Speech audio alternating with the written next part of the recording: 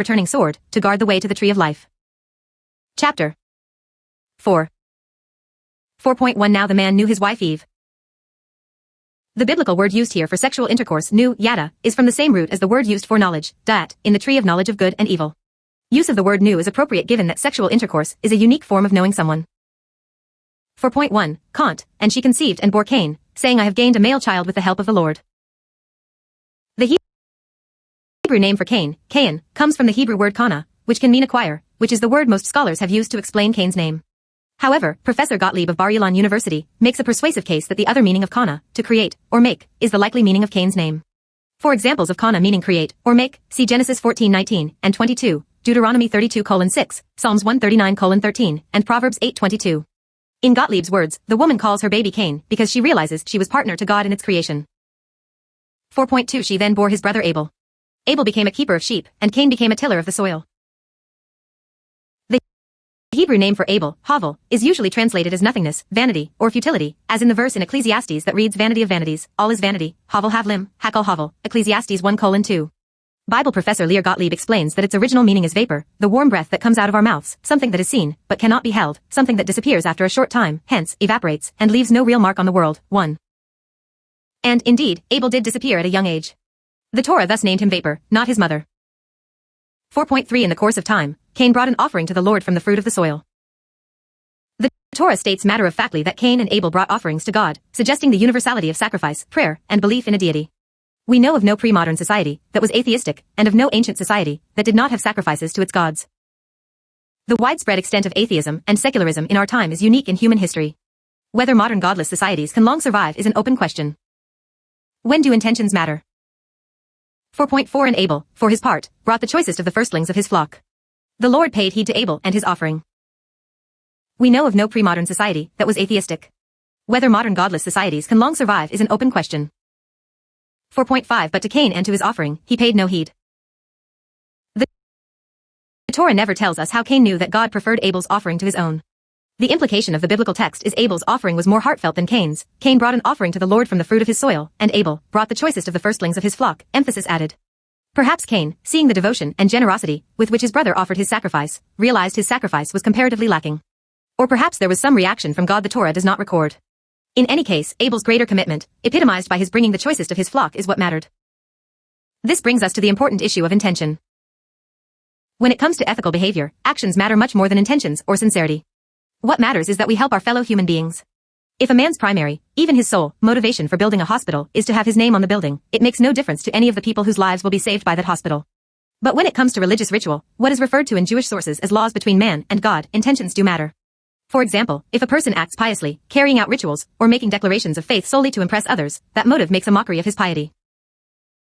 When it comes to ethical behavior, actions matter much more than intentions or sincerity.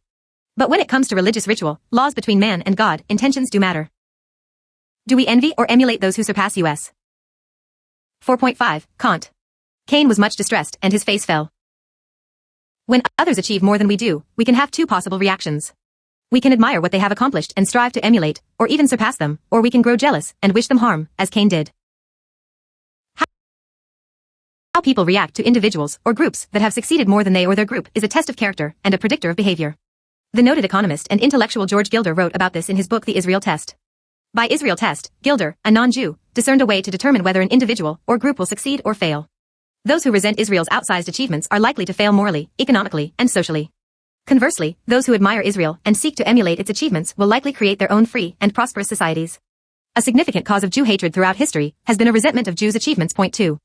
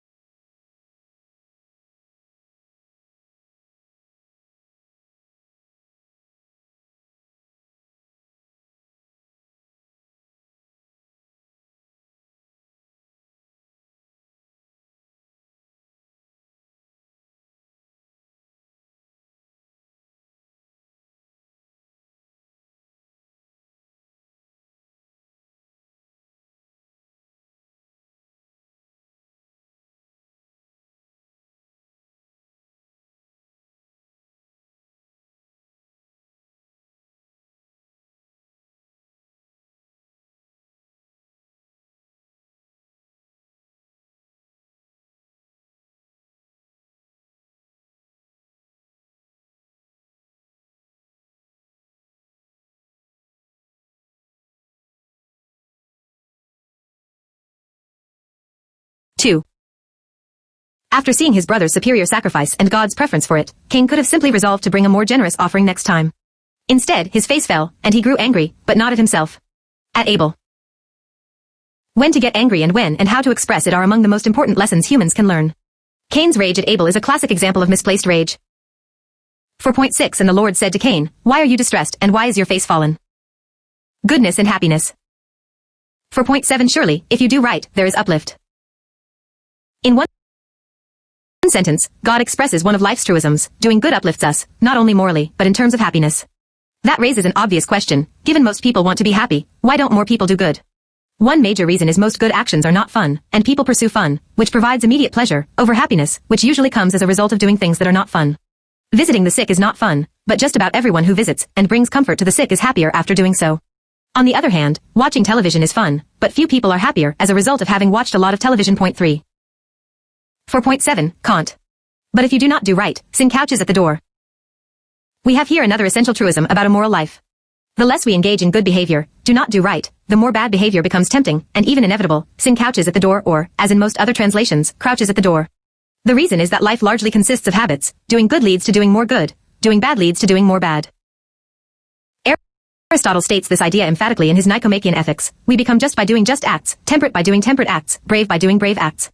It makes no small difference, then, whether we form habits of one kind or another from our very youth. It makes a very great difference, or rather all the difference. 4.7 Kant, its urge is toward you. Human nature inclines toward sin, see Genesis 8:21, therefore, it is always tempting. Essay, the most empowering idea in life. 4.7 Kant, yet you can be its master. The statement, yet you can be its master, is one of the Torah's most important statements. It means we have moral free will. That we can rule over our desire to do wrong is the most empowering idea in life. The only way we can end bad behavior, actions that are either destructive to others, or to ourselves, is to first recognize that we can be its master. If we regard ourselves as incapable of controlling ourselves, example, when I get angry, I just can't control my temper, we never will. One might say self-control is the most important achievement we can attain. That many parents work harder to instill self-esteem than self-control in their children is a moral tragedy. And, ironically, no self-esteem can equal the self-esteem that derives from self-control.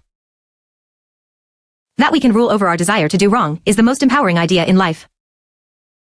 The power of the words you can rule over it is the subject of one of the most remarkable and unexpected passages in modern literature.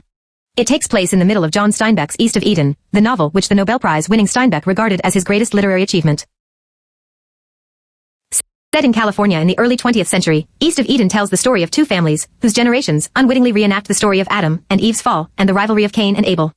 A central character in the novel is Lee, a Chinese-American man, who learned the biblical story of Cain and Abel from a Christian friend and became obsessed with it. What exactly, he wanted to know, did God say to Cain about his ability to overcome his evil desires? Not knowing Hebrew, Lee consulted the King James Version of the Bible. If thou doest not well, sin lieth at the door. And unto thee shall be his desire, and thou shalt rule over him. Lee understood that God promised Cain that he would conquer sin. But then Lee consulted the American Standard Bible, which renders the last words differently, but do thou rule over it. According to this translation, these words are not a promise from God, but an order from God to rule over sin.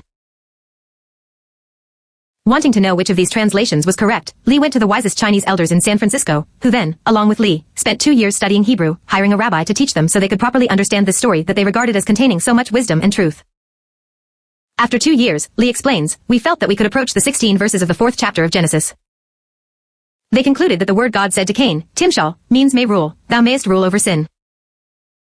When a listener asked Lee, why is this word, Timshal, so important, he responded that whereas the King James Version promises that man will triumph over sin, and the American Standard Translation orders man to triumph over sin, the Hebrew text says, thou mayest. In other words, the Bible is teaching that human beings have a choice, and this choice is, in Steinbeck's words, put in Lee's mouth. What makes a man? What distinguishes man from animals? A cat has no choice, a bee must make honey. These 16 verses are a history of humankind in any age or culture or race. This one word and its meaning were so significant to Steinbeck, that the final word spoken in this 600-page novel is the Hebrew word timshal. 4.8 Cain said to his brother Abel, and when they were in the field, Cain set upon his brother Abel and killed him. The Torah does not tell us what Cain said to Abel. The reader is left to imagine the words. Perhaps this broken verse suggests that Cain in his fury just couldn't speak coherently. Perhaps the Torah doesn't think what Cain said is significant enough to record. But whatever he said, Cain killed Abel. That is what the Torah deems significant. 4.9 The Lord said to Cain, where is your brother Abel? God interrogated Cain just as he interrogated Adam in Eden. 4.9 Kant. And he said, I do not know. Cain could have responded, I killed him. What's the problem? After all, God had not yet told people not to murder, so why did Cain feel he had to lie about what he had done? The implication of Cain's response is that he knew that what he did was wrong. And that, in turn, implies the existence of a conscience. In other words, even without divine revelation, the human being has an inner voice, the conscience, that can perceive the difference between right and wrong.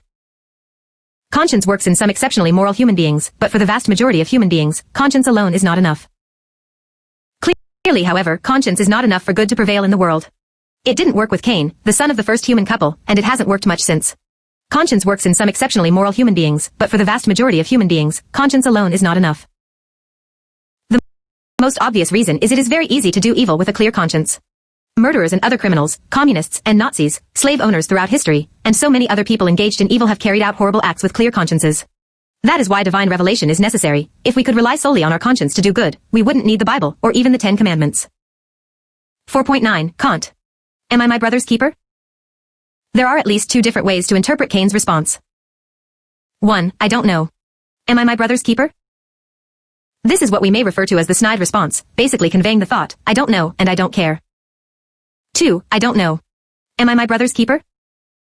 This is the shifting responsibility response. Cain shifts responsibility for what happened to God. I'm not responsible for my brother.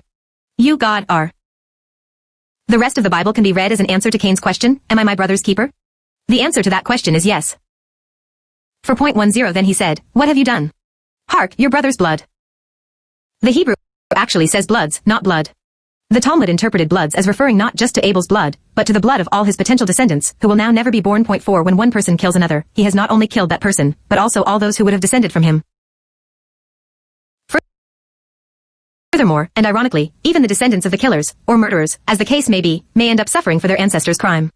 Some years ago, Harvard law professor Alan Dershowitz was giving a talk to lawyers in Hamburg and asked the audience members, how many of you have suffered from the Holocaust? A few hands of several elderly lawyers were raised. Dershowitz then asked, how many of you or your family members have had cancer, coronary problems, diabetes, or a stroke? This time, nearly every hand was raised. Dershowitz paused and then asked, how can you be sure that the cures for those diseases did not go up in the smoke of Auschwitz or Treblinka? There was a stunned silence. Following my talk, Dershowitz recalled, dozens of these German lawyers came up to me and said, we too have suffered from the Holocaust. 5. 4.10 Kant cries out to me from the ground. God, repelled by Cain's annoyed response, am I my brother's keeper, informs Cain that it is Abel, whose voice is screaming at him, who is, justifiably, furious. 4.11 Therefore you shall be more cursed than the ground, which opened its mouth to receive your brother's blood from your hand. God says blood's here as well. God curses Cain but does not kill him, which some find surprising, given that capital punishment for murder is one of the only laws in the book of Genesis. It is a fundamental moral precept of the Torah that if you premeditatedly murder someone, you are to be put to death. See commentary to Genesis 9:6. In fact, some religious opponents of the death penalty for murder use God's response to Cain as a biblical basis for opposition to the death penalty. But the reason God does not impose the death penalty here is not that God opposes the death penalty. How could God oppose what he demands, capital punishment for murder, in every book of the Torah? See Genesis 9:6, Exodus 21:12, Leviticus 24:17, Numbers 35:16 ff. Deuteronomy 19:11-13. The reason is that, according to Torah law, the death penalty is imposed only on those who engage in premeditated murder, and we have no reason to assume Cain planned to murder Abel. The way the story is told, Cain's attack was more likely what we would call today a crime of passion, an impulsive act committed in the heat of a moment of fury.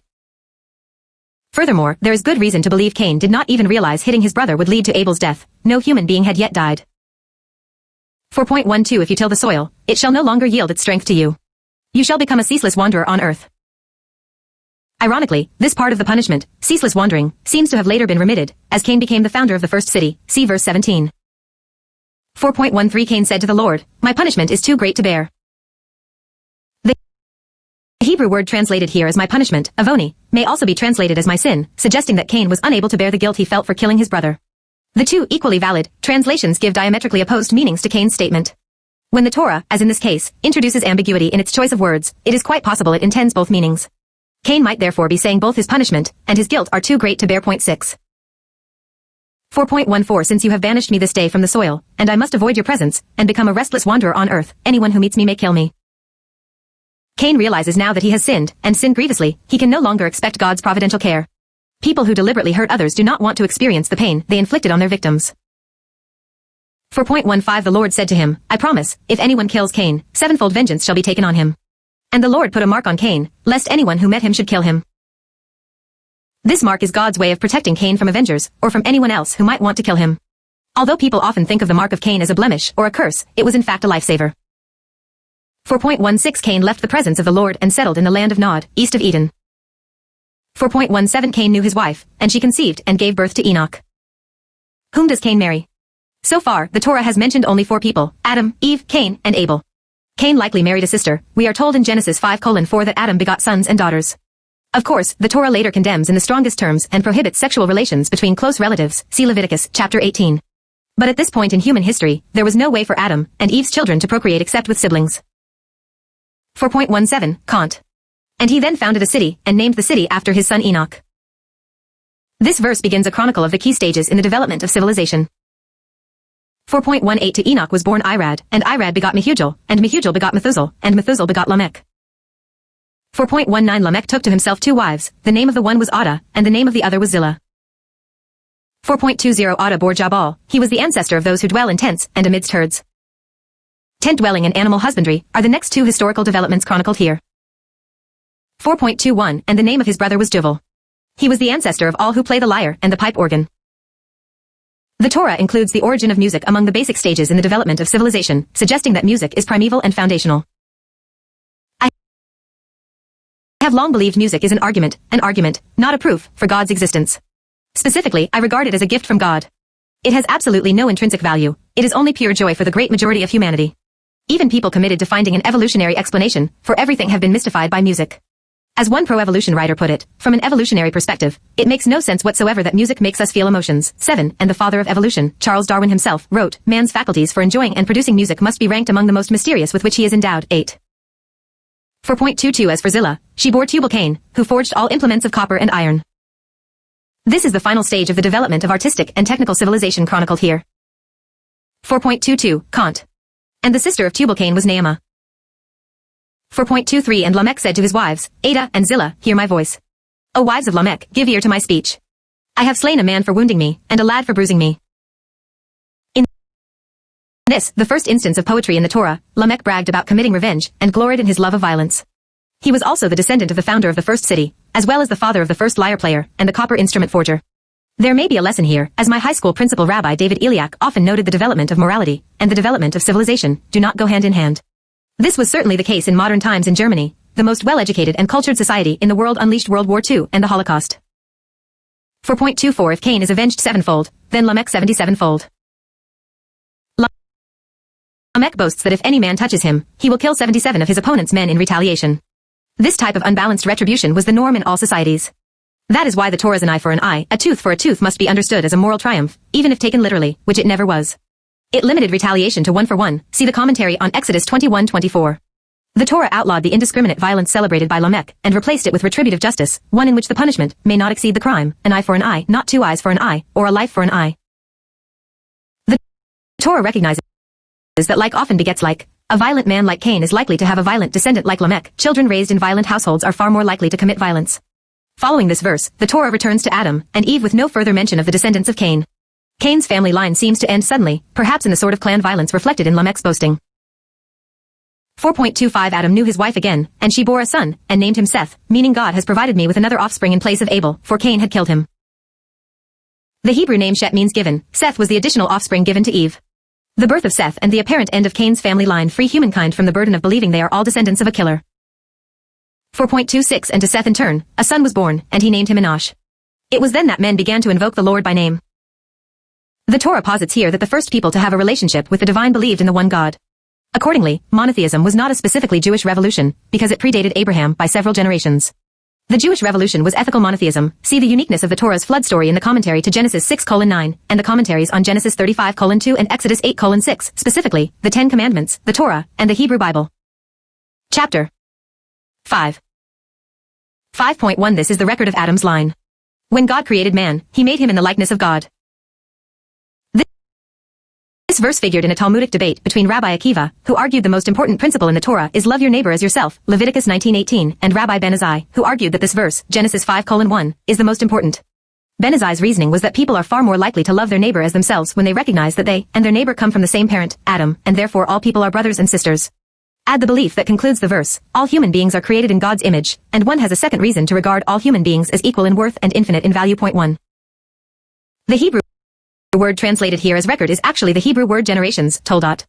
Used here to describe the creation of individual human beings, it is the same word used in Genesis 2:4 to describe the creation of the world, suggesting that every individual constitutes a whole world. Therefore was Adam created singly to teach us that he who saves one life it is as if he saved an entire world, and he who destroys one life it is as if he destroyed an entire world. 2. Male and female are equal, and constitute a divine distinction. 5.2 Male and female he created them. The Torah restates God's creation of human beings into two distinct groups, male and female. This is the only distinction the Torah makes in describing the creation of the human being. One reason is to remind us that men and women are equally important. Historically, many, if not most, men have had trouble accepting this principle, which the Torah emphasizes repeatedly, such as in the 5th of the 10 Commandments, which commands us to honor our father and mother. The other reason is to emphasize there are two types of human beings, male and female. Not one and not more than two. The male-female distinction is the only built-in human distinction that matters. Race doesn't matter, nor does ethnicity or nationality. Only the sex distinction does. Attempts to undo this division of human beings fundamentally tamper with the divine order as presented in the Torah. This is discussed at length in the commentary to Deuteronomy 22:5. There are two types of human beings, male and female. Not one and not more than two. The male-female distinction is the only built-in human distinction that matters. 5.2 Kant.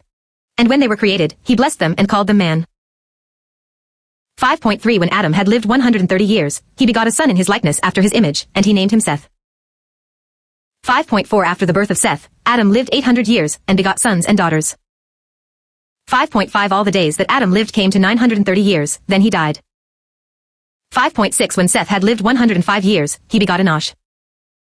5.7 After the birth of Enosh, Seth lived 807 years, and begot sons and daughters.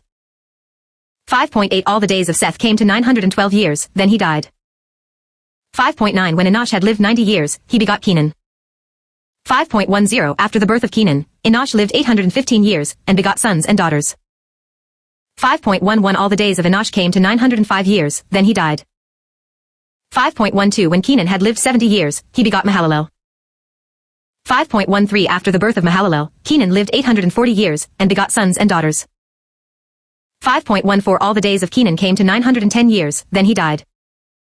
5.15 When Mahalalel had lived 65 years, he begot Jared. 5.16 After the birth of Jared, Mahalalel lived 830 years, and begot sons and daughters. 5.17 All the days of Mahalalel came to 895 years, then he died.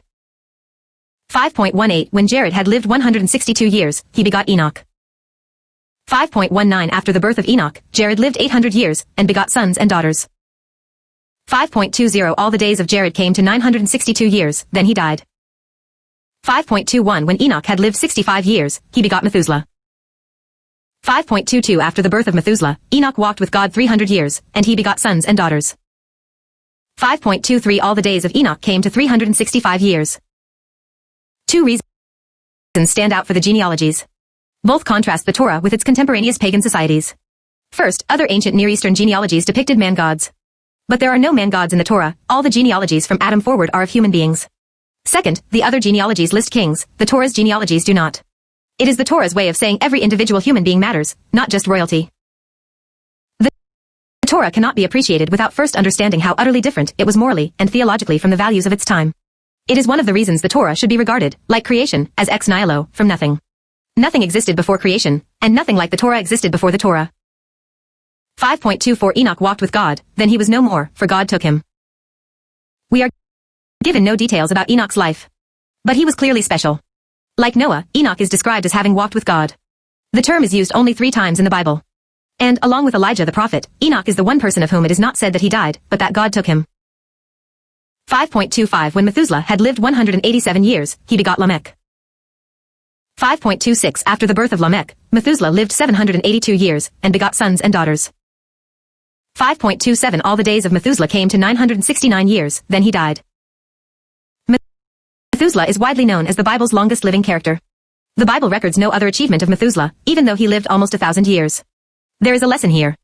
As much as all of us would like to live long lives, in the final analysis, it is the quality, not the quantity, of our lives that most matters.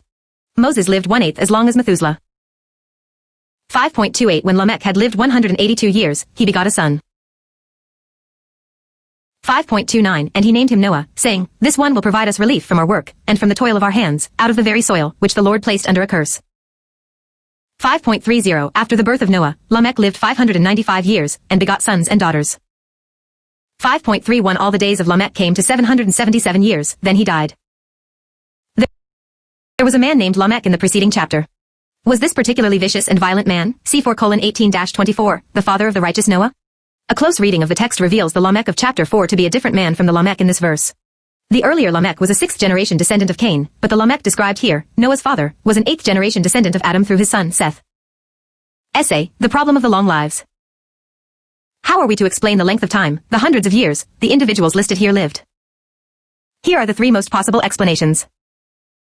1. The ages at which these individuals died are literally true, and we just cannot explain them. 2. The numbers mean something other than, or in addition to, a literal number of years. This is common in the Torah. For example, the number 40 signifies a significant period of time and one in which God is involved, the 40 days of the flood, the 40 years the Israelites wandered in the desert, the 40 days and nights Moses was on Mount Sinai receiving the 10 commandments, the 400 years the Israelites were in Egypt, Genesis 15:13, etc. 3. Astrophysicist and theologian Hugh Ross maintains the key to understanding these long ages is when God limited how long human beings could live. He did so immediately after the flood, Genesis 6:3. God's preoccupation throughout the Torah is with goodness. That was the reason he destroyed the world was engulfed in evil. Obviously, the longer people live, the more time they have to commit evil and to spread evil ideas. While God originally intended man to live many years, God's concern with the triumph of good over evil meant the years people could live had to be drastically reduced. Of course, one might argue the good can also live a long time and counter all that evil. But given how often evil people slaughter good people, long-living evil individuals will prevail. So then, by limiting the number of years the evil can live, the amount of evil on earth can be contained. 3. In other words, what is important here, as in all the stories of Genesis, from creation to the Garden of Eden to the ages listed before the flood and on to the patriarchs and Joseph, is what moral lessons are to be learned and what God wants from us. This does not answer the scientific challenge to people living hundreds of years. But, as pointed out in the creation story, the Torah was not written to teach science. It was written to teach wisdom and how to live according to the will of a moral God. That is precisely what the Torah and the Bible have done. 5.32 When Noah had lived 500 years, Noah begot Shem, Ham, and Japheth. Chapter 6. 6.1 When men began to increase on earth and daughters were born to them. 6.2 The divine beings saw how beautiful the daughters of men were and took wives from among those that pleased them. The words translated here as divine beings are the Hebrew words Bnei ha-Elohim, literally sons of the gods. We do not know exactly what the Torah is referring to here. We do know the Torah is adamant that God is the one true deity. The strange happenings described here are probably a polemic against the popular ancient belief that gods and human women could mate to produce semi-divine beings. It is essential to recall that the Torah had to be relevant to people living 3,000 years ago, and they understood parts of it better than we do today, just as we understand parts of the Torah better than people in the late Bronze Age did. This story is recounted right before the flood, suggesting that the polytheistic idea that gods and people could have sexual relations was so inimical to God's moral design for the world it was one reason he decided it was time to start the world anew. The distinction between man and God is one of the distinctions that serve as pillars of the civilization the Torah seeks to create. We have here an intermingling of divine and human that God deems unacceptable. That is what the serpent promised Eve, eat from the tree of knowledge of good and evil, and you will be like God, Genesis 3:5. The blurring of the distinction between man and God, a defining characteristic of pre-Torah religions, leads to a wicked world, as described in verse 5. 6.3 The Lord said, My breath shall not abide in man forever, since he too is flesh, let the days allowed him be 120 years. 6.4 It was then, and later too, that the Nephilim appeared on earth, when the divine beings cohabited with the daughters of men who bore them offspring. They were the heroes of old, the men of renown. We do not know what the Torah had in mind in this opaque verse. Jews thousands of years ago most likely understood this reference, and the point the Torah wished to make better than we do. Other than being giants, see Numbers 13:33, we cannot even be sure who the Nephilim were. Were they the products of the union of divine beings and earthly women? Or were they the Bnei Elohim, the divine beings themselves? Richard Elliott Friedman, a Bible scholar, who has both translated the Torah and written a commentary on it, offered this understanding of the role of the Nephilim in the Hebrew Bible. Some Bible stories are virtually self-contained. Even though they may have implications elsewhere in the Tanakh, Hebrew Bible, we can still read them as sensible, comprehensible individual units. But this account of the giants is an example of another type of story, those whose elements are widely separated, distributed across great stretches of the narrative. These stories provide the connections that make the Tanakh a united work, telling a continuous story, rather than a patchwork of little tales.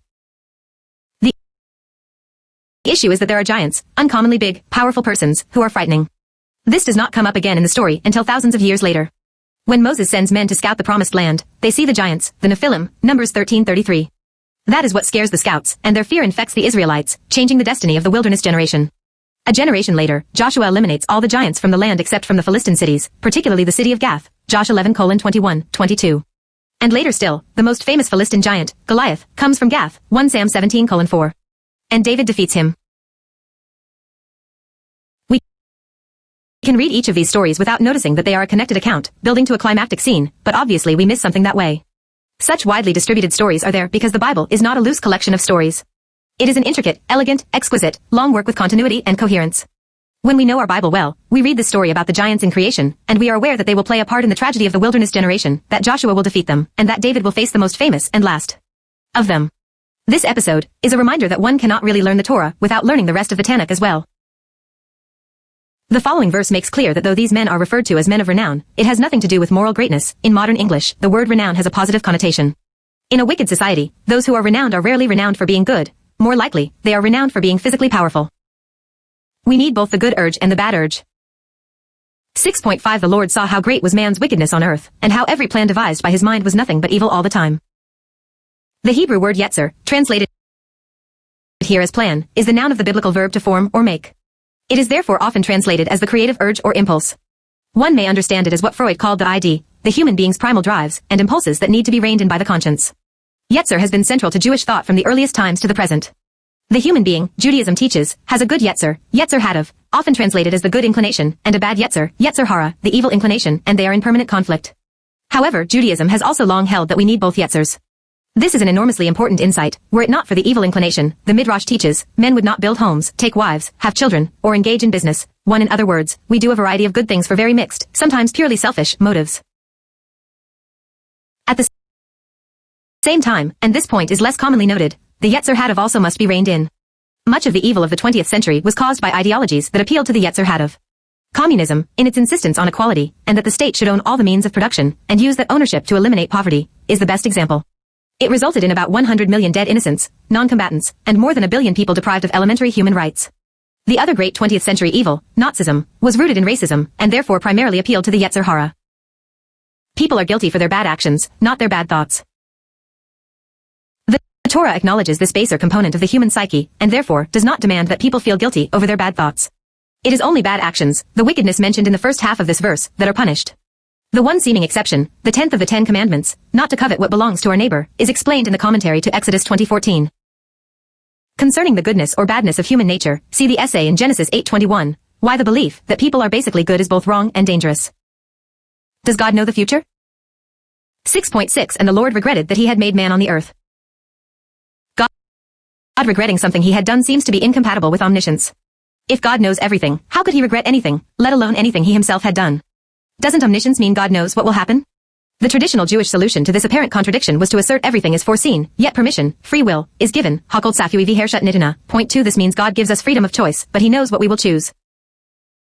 This explanation assumes, of course, God knows the future. And how could God know the future? Because he exists outside of time. Since Einstein, we have known time is relative. Therefore, the notion of existence outside of time is both scientifically and theologically tenable. However, there is another way to explain God regretting something he had done. When it comes to what human beings will do, God may in fact not know the future. While God knows the future behavior of everything else in nature, animals, trees, stars, it is possible God does not know what human beings will do. Unlike everything else in the universe, humans were endowed with the ability to go against God's will. So yes, God knows everything that humans do, but not necessarily everything humans will do. God, the most tragic figure in the Bible. 6.6 Kant, and his heart was saddened. Based on this verse, Rabbi David Hartman described God as the most tragic figure in the Bible. His reasoning? God is repeatedly disappointed by his favorite creature, the human being. The beginning of Genesis is a series of successive frustrations on the part of God, who sets about creating a world that will be good for human beings, only to find that they thwart his plans for the world to such an extent that he ultimately destroys it. Consistent with this tragic sensibility, Nahum Sarna notes that God destroys the world out of sadness rather than anger. Although there are other points in the Torah where God is angry, this time he is simply sad. One more point concerns God having an emotion, in this case, sadness. Does God have emotions? Given how we humans regard emotions, as something purely human, but experienced to a lesser extent by higher animals, we tend not to identify God with emotions. Indeed, given that we are made in his image, why would we humans possess an ability God does not possess? Essay, why would a good God destroy the world? 6.7 The Lord said, I will blot out from the earth the men whom I created. Critics of the Bible frequently point to this story as an example of a mean-spirited God. In my view, this story shows the opposite, a God preoccupied with goodness. After God created man, and only then, did God announce that what he created was very good. After the other day's creations, he saw what he created and announced they were good, but never very good. See Genesis 1:26-31. The reason God now says very good is God had such high aspirations for humanity. But to God's immense sadness, his heart was saddened. God saw how much human beings engaged in cruelty to other human beings. And given how widespread this cruelty was, God decided to start over again. God wanted a good world, meaning a world in which people treated others decently, or at the very least, were not cruel to others. Therefore, if evil dominates and there is virtually no good in the world, there is no longer any purpose to human existence. Indeed, if God were to allow humanity to continue, that would mean only more and more gratuitous suffering on earth. God was not prepared to allow that. If God were to allow humanity to continue, that would mean only more and more gratuitous suffering on earth. I admire such a God. I admire a God who, more than anything else, wants us humans to be good to one another, just like most parents want more than anything else for their children to be good to each other. Man's evil to other people was the reason God decided to destroy the world. Unlike other flood stories the world over, in the Torah, the reason for the flood is human cruelty, one obvious proof being the one person God saved was saved because he was righteous. In fact, in light of that, one can ask an even more troubling question than why God destroyed the world. Why didn't he destroy humanity entirely? Why did he save even one family? For it was from this one family that all the world's later evil people descended. Given how much cruelty humans have inflicted upon other humans since the flood, the staggering amount of torture, murder, rape, slavery, and sheer sadism that so many people have suffered, one might ask why God saved Noah and his family. Think about those hundreds of millions of horrifically suffering people and consider how they might have answered the question, do you wish that God had destroyed the entire world? In other words, was saving humanity worth all the terrible suffering to come? Whatever their response might be, what is abundantly clear from the flood story that is about to follow is God so loathes human cruelty he decided to destroy the world and preserve only the most righteous person and his immediate family in the hope a better humanity would issue from him. Essay, why were animals destroyed in the flood? 6.7, Kant. Men together with beasts, creeping things and birds of the sky, for I regret that I made them. Many readers naturally ask, what did the animals do wrong that they deserved to die? Since animals do not have free will, they obviously could not be guilty of any wrongdoing. Clearly, then, the animals weren't killed as punishment. Since we humans cannot know the mind of God, we cannot know the definitive reason animals were destroyed. But we can surmise some explanations. The most obvious answer to the animal question is that the only way God could have saved all the animals was to have them removed from the earth during the flood. While God can presumably do anything, such an act would have stretched the reader's credulity. Having all the animals hover in midair for 40 days, and somehow either eat food or not need to eat any food while doing so, would have made the story, whose lesson is entirely one of morality, sound distinctly absurd. Of course, one may respond that God could have killed all the human beings in some other way, one which had no effect on animals. That brings us to a second explanation. Another possible reason for the death of the animals is this: without man, there is no intrinsic purpose to the world. The biblical view is everything, the entire world, and, indeed, the entire universe, was created for man. Stated plainly, if there are no human beings to appreciate animals and rivers and mountains, there is no point to them. This is, of course, an anthropocentric view of the world. The only other possible view of the world would be nature-centric. But nature has no self-awareness, no ability to know good and evil, to love, to relate to God, to compose a symphony, to think about life. The notion that the world absent the human being has significance is meaningless. Only human beings give nature significance. Why else would God create nature, including animals, if not for man to appreciate and humanely use? Moreover, unlike human beings, animals do not consciously seek immortality. Only humans do. The death of animals, unlike the infliction of gratuitous suffering on animals, which the Torah repeatedly prohibits, see, for example, Deuteronomy 22:10 and 25:4, is not an inherently moral problem. But one might ask, if the world was created for man, why did animals pre-exist man for so many years? The Torah's view would be they were created to prepare the world for the coming of man. Certainly, secular people would argue that animals made the natural world as we know it possible. And they made modern civilization possible. From the beginning of the Industrial Revolution, all our energy came from fossil fuel. Without fossils and the fuel they provided, we would still be living as people did in the Middle Ages, burning candles for light and riding on horses rather than in cars. Whatever energy sources, example, wind, sun, mankind ultimately uses, it was fuel from animal remains, fossils, that made all technological progress possible. And that has enormous moral implications. The modern lifesaver, the hospital, for example, cannot function without electricity. To those moderns who place the same value on animal life as on human life, no explanation for the death of the animals in the flood is acceptable. But the Bible does not value human and animal life equally. The Bible is anthropocentric. 6.8 But Noah found favor with the Lord. 6.9 This is the line of Noah. Essay, people are to be judged by the standards of their time, not of ours. 6.9. Kant. Noah was a righteous man. He was blameless in his age. Noah walked with God. Noah is called a tzaddik, translated as righteous man, the highest moral appellation in later Judaism. Literally, the word would be translated as just, and it also means innocent. The phrase in his age, literally, in his generations, raises one of the most interesting questions in religious and moral thought. Why was that phrase included?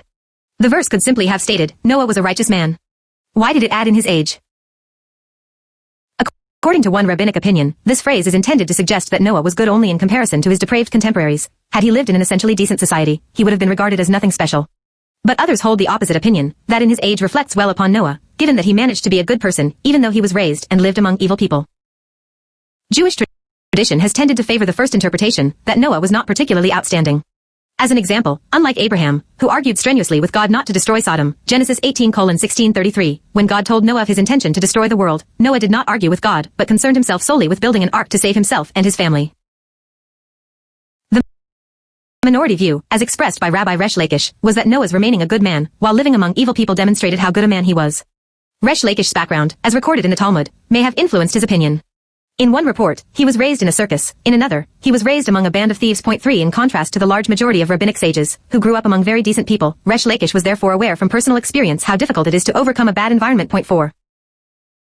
These contrasting opinions raise a fundamental question about judging human beings. Is it easier, and therefore less of an accomplishment, to be good when you are surrounded by essentially good people, or is it easier to be relatively good in comparison to an evil society? In my view, both opinions are valid. But I side with the minority. It is extremely difficult to be decent when living among indecent people. Few people have the moral courage to reject their environment. By stating Noah was righteous in his age, the Torah makes it clear we are to judge people by the standards of their age, not the standards of our age.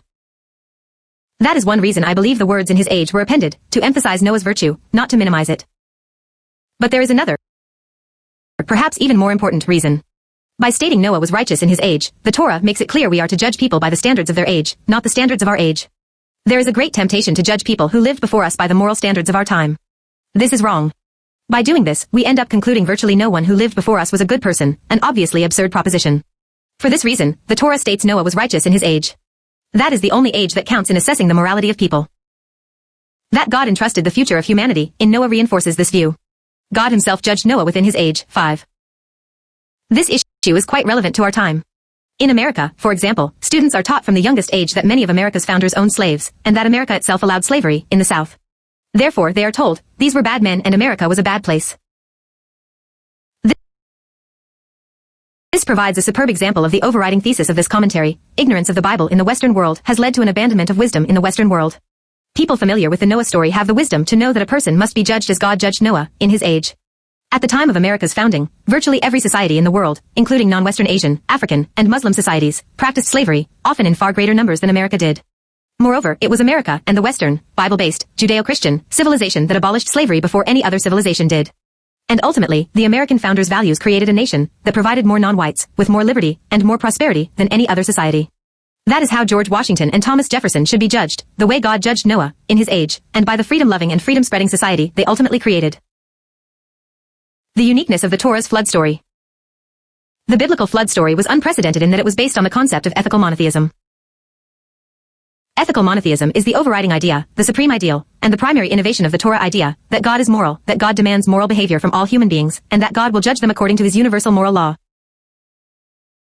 Other ancient Near Eastern cultures had their own flood stories in which the gods destroyed the world, for reasons having little or nothing to do with human evil.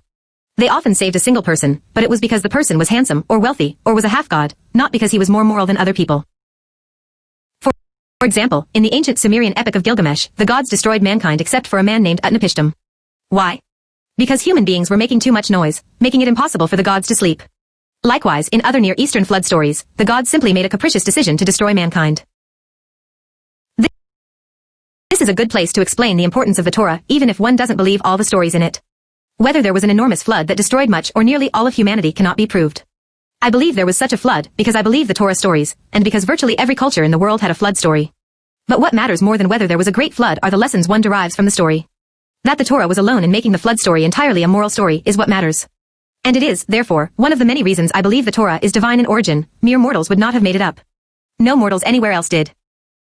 Noah was not a Jew. One of the primary reasons I believe both in the divine authorship and truthfulness of the Torah is its portrayal of Jews and non-Jews. Jews, called the children of Israel in the Torah, are regularly depicted as morally flawed, and non-Jews are often depicted as morally heroic. I know of no parallel in world literature before the modern period to such a critical description of one's own people, and the heroic description of members of other nations. Noah, the good man who walked with God, the man from whom all human beings descend, is not an Israelite. 6.10 Noah begot 3 sons, Shem, Ham, and Japheth. 6.11 The earth became corrupt before God, the earth was filled with lawlessness. 6.12 When God saw how corrupt the earth was. Unlike the national gods of other Near Eastern cultures, who concerned themselves only with their people, the God of the Torah is concerned with the entire world. 6.12 Kant, for all flesh had corrupted its way on earth. 6.13 God said to Noah, I have decided to put an end to all flesh, for the earth is filled with lawlessness because of them. I am about to destroy them with the earth. That God told this to Noah is yet another distinguishing aspect of the Torah story. In contrast to the gods of the Babylonian flood account, who keep their decisions secret from any person so that all will be killed, God takes Noah into his confidence. 6. As noted above, there was no purpose to human life when humanity was evil. Therefore, God destroyed the world and resolved to start again with someone who is good, and to whom he would entrust a basic moral code. This is yet another argument on behalf of Noah's exceptional goodness. 6.14 Make yourself an ark of gopher wood, make it an ark with compartments, and cover it inside and out with pitch. The Hebrew word for ark, teva, is also used to describe the basin that Moses' mother builds for her baby son, Exodus 2:3. In both stories, God navigates the ark, directing it in accordance with his divine plan. An ark, therefore, differs from other vessels in that it is steered by God. The Hebrew word gopher is not mentioned anywhere else in the Torah. Nor is it found in other ancient Semitic languages. For this reason, we do not know what kind of wood it is. 6.15 This is how you shall make it. The length of the ark shall be 300 cubits, its width 50 cubits, and its height 30 cubits. The dimensions of the vessel are given explicitly and, according to scholars, correspond roughly to a length of 450 feet, 135 meters, a width of 75 feet, 23 meters, and a height of 45 feet, 14 meters, with a displacement of 43,000 tons. 6.16 Make an opening for daylight in the ark, and terminate it within a cubit of the top. Put the entrance to the ark in its side, make it with bottom, second, and third decks. 6.17 For my part, I am about to bring the flood, waters upon the earth, to destroy all flesh under the sky in which there is breath of life, everything on earth shall perish. 6.18 But I will establish my covenant with you, and you shall enter the ark, with your sons, your wife, and your sons' wives. Noah is instructed to take only his family with him on the ark. Clearly God mistrusts the moral character of other people. 6.19 And of all that lives, of all flesh, you shall take 2 of each into the ark to keep alive with you, they shall be male and female. 6.20 From birds of every kind, cattle of every kind of creeping thing on earth, 2 of each shall come to you to stay alive. The categories of creatures needing refuge on the ark include only land-based species. Water-dwelling creatures are absent from this part of the story because, as implied in Genesis 7:22, they weren't imperiled by flood waters. Is there a relationship between how people treat animals and how they treat people? 6.21 For your part, take of everything that is eaten and store it away, to serve as food for you and for them. Noah and his family were responsible for feeding the animals on the ark. Rabbi Zalman Sorotskin, a 20th century Orthodox rabbi known by the title of his Torah commentary, Osnium el Torah, Ears to the Torah, speculates that since Noah and his family would have been required to spend much of their time tending to the animals, they had to be consistently kind. The ark, therefore, might have served to train them to function in a new world where people would act kindly, at least toward animals. However, this raises the interesting question of the relationship between kindness to animals and kindness to humans.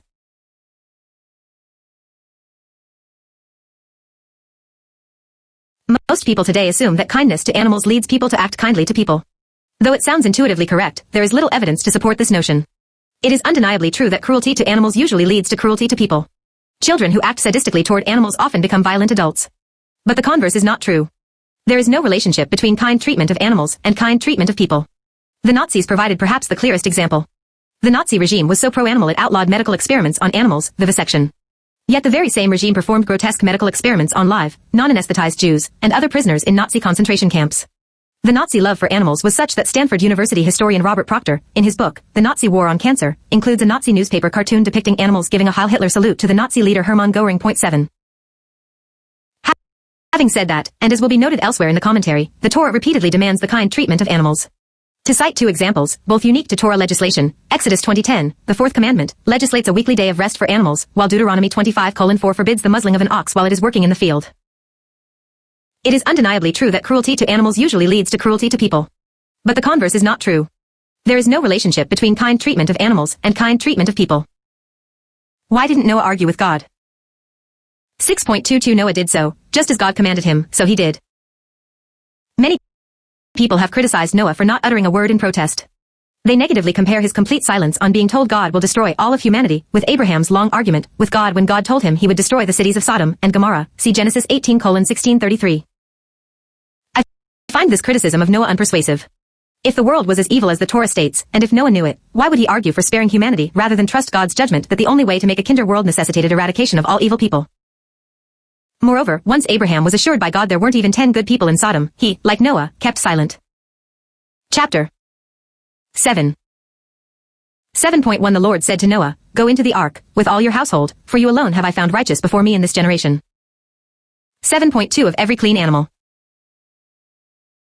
Clean animals refers to animals fit for sacrifice. As we will see in the following chapter, Genesis 8:20, these are the animals, and birds, Noah sacrificed to God. 7.2 Count, you shall take 7 pairs, males and their mates. The extra pairs of the clean animals would be used for sacrifice.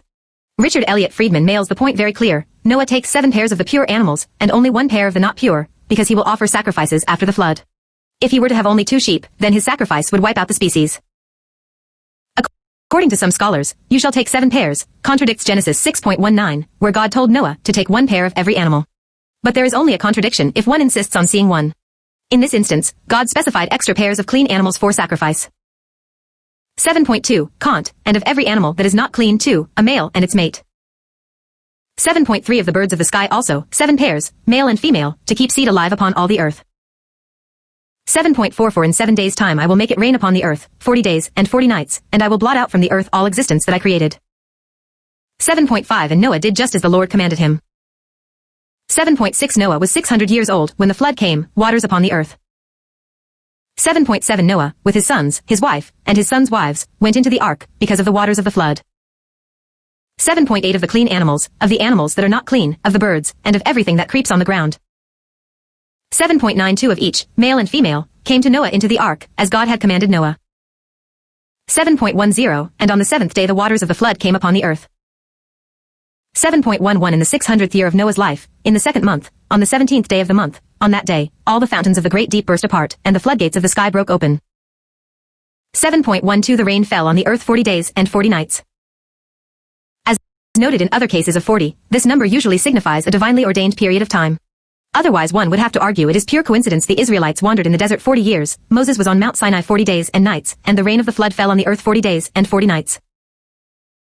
7.13 That same day Noah and Noah's sons, Shem, Ham, and Japheth, went into the ark, with Noah's wife and the 3 wives of his sons. 7.14 They and all beasts of every kind, all cattle of every kind, all creatures of every kind, every bird, every winged thing. 7.15 They came to Noah into the ark, 2 each of all flesh in which there was breath of life. 7.16 Thus they that entered comprised male and female of all flesh as God had commanded him. And the Lord shut him in. God shut the hatch on the ark, in contrast to the Mesopotamian flood stories, in which the hero shut himself in. In the Bible, God is in control. 7.17 The flood continued 40 days on the earth, and the waters increased, and raised the ark, so that it rose above the earth. 7.18 The waters swelled, and increased greatly upon the earth, and the ark drifted upon the waters. 7.19 When the waters had swelled much more upon the earth, all the highest mountains everywhere under the sky were covered. 7.20 15 cubits higher did the waters swell, as the mountains were covered. 7.21 And all flesh that stirred on earth perished, birds, cattle, beasts, and all the things that swarmed upon the earth, and all mankind. 7.22 All in whose nostrils was the merest breath of life, all that was on dry land, died. 7.23 All existence on earth was blotted out, man, cattle, creeping things, and birds of the sky, they were blotted out from the earth. Only Noah was left, and those with him in the ark. 7.24 And when the waters had swelled on the earth 150 days. From verse 13 until this verse, we are given a repeat of the events concerning the boarding of the ark, and the flood, another example of nonlinear repetition of an event, with added details, that characterizes many Torah stories. Advocates of the documentary hypothesis, the widespread academic belief, that the Torah consists of at least 4 documents that were edited many years after the events depicted in the Torah, would see this as an example of 2 separate documents. Chapter 8.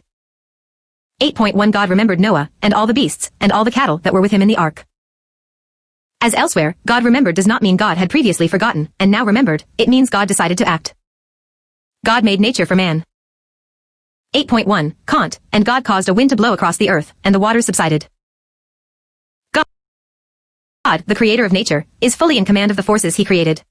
Unlike the gods in other ancient flood narratives, he is able to stop the flood as soon as he wishes. By contrast, the gods of the Mesopotamian flood story could not stop the waters they had unleashed, and they themselves became scared of what they had unleashed. The Torah narrative demonstrates yet again a central point of the early stories of Genesis, nature, whose manifestations, the sun, the moon, rivers, springs, and so on, pagans worshipped as gods, was created by and subservient to God. Because the whole world worshipped nature, the Torah makes this point again and again. The people we call pagans were not stupid. They were simply untouched by biblical ideas. The people we call pagans were not stupid. They were simply untouched by biblical ideas. In the West, we are now living in a largely post-biblical world, which means much of mankind might well revert to many pre-biblical pagan values and beliefs. One such example is the elevation of nature to a godlike status. If there is no God higher than nature, and if man is not more important than nature, nothing is higher than nature. But there are serious moral prices paid for elevating nature. Chief among them is that human beings cease to have the special value posited by the Bible. The Bible has a theocentric, God-centered, and anthropocentric, man-centered, view of the world. As the theocentric view collapses, so does the anthropocentric. As counterintuitive as it may seem, human worth is dependent on there being a God, specifically, the God of the Bible. The belief human beings are sacrosanct comes from the Bible, specifically, from the belief that man is created in the image of God. If there is no God, in whose image is man created? The answer is no one's. Man is nothing more than stellar dust. If there is no God, humans are no more than one part of the ecological system, and a destructive part of it at that. The notion that the world was created for man's sake is Bible-based. Therefore, with the decline of the Bible's influence, this anthropocentric view has not only been rejected, it has become the object of ridicule. No sophisticated person is supposed to think of man as the center of the universe. As Carl Sagan, the best-known astronomer of his generation, said to me, I paraphrase, when I look into space, I am overwhelmed by the realization of how insignificant we human beings are. Or, as another eminent scientist, the great British physicist and atheist, Stephen Hawking put it, we humans are mere collections of fundamental particles of nature. As counterintuitive as it may seem, human worth is dependent on there being a God, specifically, the God of the Bible. There is a great difference between being created in God's image and being a collection of particles. As nature is elevated, human worth is reduced. And humans are reduced to the status of animals. What inevitably follows is the equation of humans with animals. Humans are increasingly described as other animals, as in the commonly used expression, humans and other animal. 8.2 The fountains of the deep, and the floodgates of the sky were stopped up, and the rain from the sky was held back. 8.3 The waters then receded steadily from the earth. At the end of 150 days the waters diminished. 8.4 So that in the 7th month, on the 17th day of the month, the ark came to rest on the mountain of Ararat. 8.5 The waters went on diminishing until the 10th month. In the 10th month, on the 1st of the month, the tops of the mountains became visible. These last two verses seem to contradict one another. Verse 4 states the ark came to rest in the 7th month, and verse 5 states the tops of the mountains became visible only in the 10th month. If no mountain top was visible until the 10th month, how could the ark come to rest on a mountain top in the 7th month, when all mountains were still under water? There is a great difference between being created in God's image and being a collection of particles. The ark was a very high structure. God instructed Noah to build it 45 feet high, Genesis 6:15. That means 30 feet or more were under the water line. So it is quite possible the bottom of the vessel could have come to rest on a mountain, run aground, so to speak, while the mountains were still under 25 to 30 feet of water. And it took another couple of months for the water to recede enough for the mountaintops to emerge. 8.6 At the end of 40 days, Noah opened the window of the ark that he had made. Robert Alter clarifies the timing, 40 days after the ark comes to rest, not the 40 days of deluge. 8.7 And sent out the raven. It went to and fro until the waters had dried up from the earth. 8.8 Then he sent out the dove to see whether the waters had decreased from the surface of the ground. 8.9 But the dove could not find a resting place for his foot, and returned to him into the ark, for there was water over all the earth. So putting out his hand, he took it into the ark with him. 8.10 He waited another 7 days, and again sent out the dove from the ark. 8.11 The dove came back to him toward evening, and there in its bill was a plucked off olive leaf. Then Noah knew that the waters had decreased on the earth. 8.12 He waited still another 7 days, and sent the dove forth, and it did not return to him any more. 8.13 In the 601st year, in the 1st month, on the 1st of the month, the waters began to dry from the earth, and when Noah removed the covering of the ark, he saw that the surface of the ground was drying. 8.14 And in the 2nd month, on the 27th day of the month, the earth was dry. 8.15 God spoke to Noah, saying, 8.16 Come out of the ark, together with your wife, your sons, and your sons' wives. 8.17 Bring out with you every living thing of all flesh that is with you, birds, animals, and everything that creeps on earth, and let them swarm on the earth, and be fertile and increase on earth. 8.18 So Noah came out, together with his sons, his wife, and his sons' wives. 8.19 Every animal, every creeping thing, and every bird, everything that stirs on the earth came out of the ark by families. 8.20 Then Noah built an altar to the Lord and, taking of every clean animal and every clean bird, he offered burnt offerings on the altar. Unlike pagan gods, God doesn't need food. 8.21 The Lord smelled the pleasing odor. In the ancient world, it was commonly believed the gods ate the sacrifices offered by human beings. By noting that God smelled Noah's offering, the Torah debunks the idea God needs physical sustenance. As Robert Alter puts it, what is rigorously excluded from the monotheistic version of the story is any suggestion that God eats the sacrifice. In the Mesopotamian traditions, the gods are thought to be dependent on the food men provide them through the sacrifices, and they swoop down on the post-diluvian, post-flood, offering like flies. In other words, God smelled the pleasing odor means God recognized the sacrifice as the act of gratitude it was. In the name of theological sophistication, would we prefer a God who was incapable of knowing an odor was pleasing? We need to remember the Torah had to be understood by primitives living in the late Bronze Age, 3,000 years ago, as well as by us today, and by our descendants generations from now. The pagan gods, the gods with which the first Israelites were familiar, needed food from human beings. God does not need food or pleasing odors. The point was thereby made to ancient man that God is thoroughly different from everything you thought about gods. Man needs God. God doesn't need anything from man and certainly doesn't sustain himself by eating. Finally, as the Talmud put it, the Torah speaks in the language of human beings. We need to remember the Torah had to be understood by primitives living in the late Bronze Age, 3,000 years ago, as well as by us today, and by our descendants generations from now. That it has succeeded in this regard is one of its many achievements. 8.21 Kant, and the Lord said to himself, Never again will I doom the earth because of man. God vowed not to curse the earth again. The word translated as doom, error, means curse. But there is no implication God regretted what he had done. Jonathan Sacks notes one thing God did not consider doing was taking back the gift of free will. That would certainly have ended evil on earth. But that was not God's design. We humans are to choose to be good freely. Free will is what most distinguishes us from animals. If God is not going to destroy the world again, and yet continue to allow humans free will, he was going to have to do something to prevent mankind from relapsing into evil. That something was moral revelation. God's 3 attempts to have man do good. One might say that in the Hebrew Bible, God tried 3 times to have man do good. The first attempt was implanting a conscience in human beings. The second was revealing moral laws to Noah and his descendants. The third was revealing the 10 Commandments, and the large body of laws in the Torah to a specific, or chosen, group. The first attempt, endowing human beings with a conscience, obviously failed. Why isn't the conscience enough to ensure goodness? Because the conscience can be easily manipulated into thinking it is doing good while doing evil. Most of those who commit evil in the name of their God, or some secular ideology, are at peace with their conscience. Because the conscience can be easily dulled. The more bad a person does, the more inured they become, and the quieter the voice of the conscience becomes. Because the conscience is usually not nearly as powerful as the natural drives. Greed, envy, sex, alcohol, any of these often overpower the conscience. Because without explicit moral laws, the conscience alone is often a poor guide to doing what is right. In instances in which only one can be saved, do you save your beloved dog, or a stranger? The conscience, without an external value system, can just as easily argue for either choice. Essay, the belief people are basically good is foolish and dangerous. 8.21 Kant, since the devisings of man's mind are evil from his youth. Why the belief is foolish. The Torah, as this verse makes apparent, does not hold that people are basically good. The idea that human beings are born good and corrupted by society is a relatively new one, largely associated with philosophers of the French Enlightenment, such as Jean-Jacques Rousseau, 1712-1778. It is difficult to overstate how wrong, and how morally destructive this idea has been. It is another example of the damage caused, and the foolishness generated, by Western society's abandonment of the Bible. To believe people are basically good after all the horrors committed by human beings against other human beings throughout history, is to engage in a level of irrational thinking that has few parallels. How can a rational person believe people are basically good? Are there any parents who haven't had to teach their children to be good people? How many times has the average parent told his or her child, say thank you? If people were basically good, wouldn't telling a child once or twice suffice? Why would all of us need to be told thousands of times to express gratitude to someone who has done us a kindness?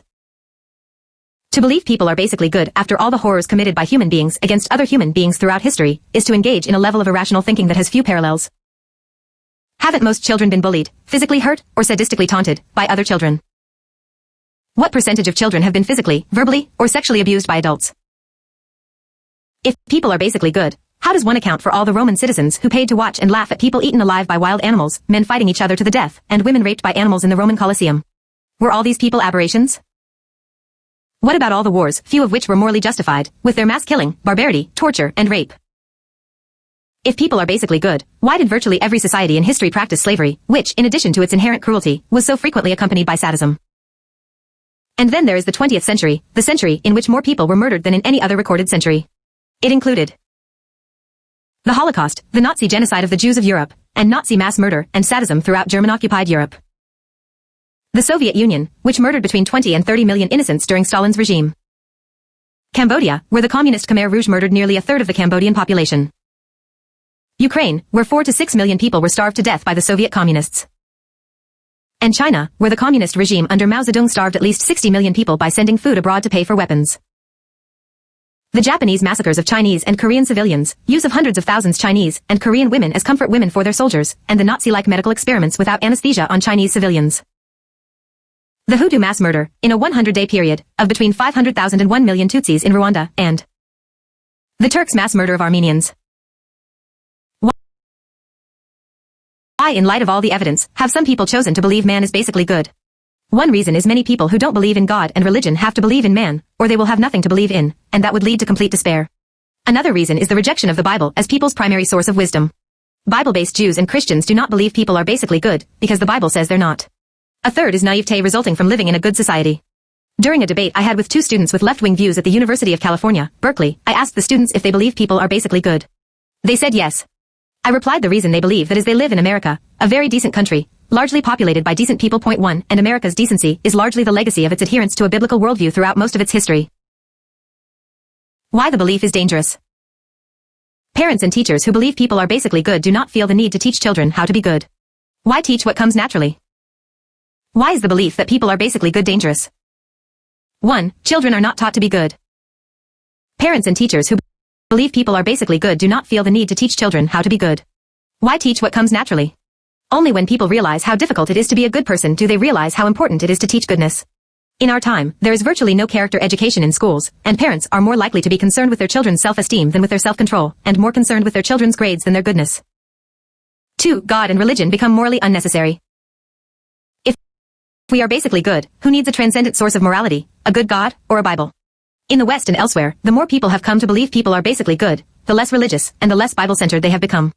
And the less religious and less Bible-centered they have become, the more they have come to believe people are basically good. 3. Society, not the individual, is blamed for evil.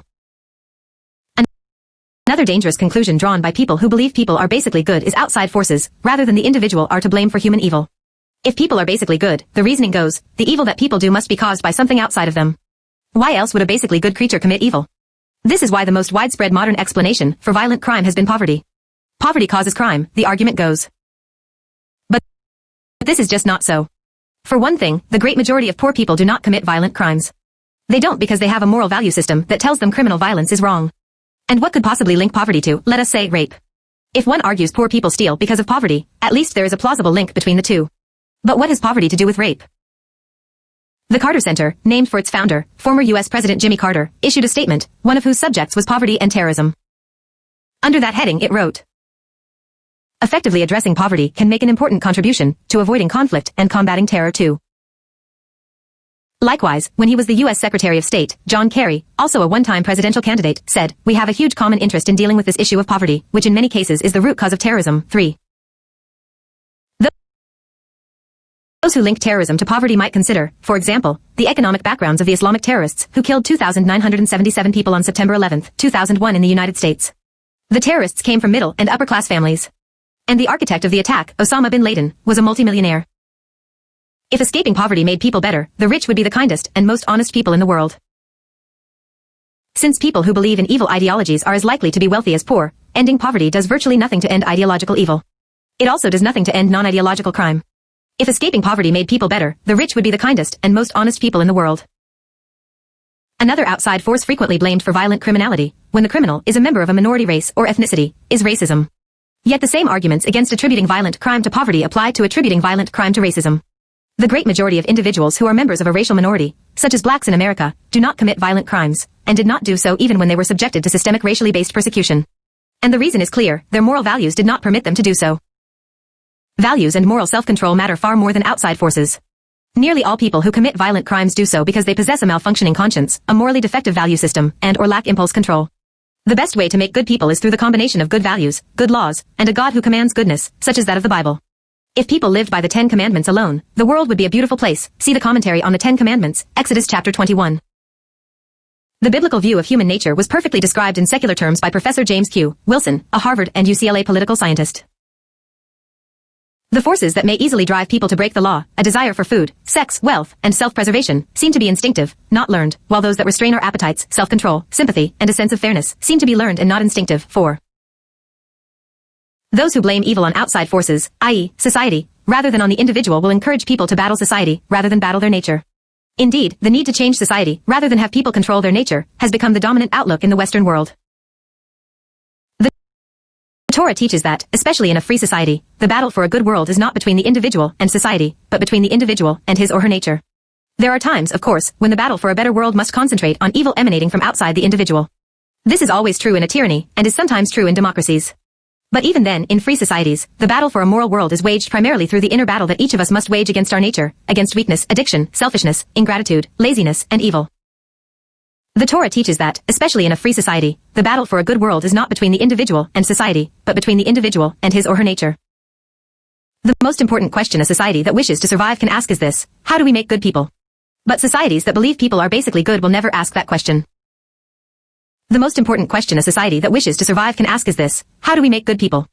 But societies that believe people are basically good will never ask that question. 8.21, Kant, nor will I ever again destroy every living being, as I have done. 8.22 So long as the earth endures, seedtime and harvest, cold and heat, summer and winter, day and night, shall not cease.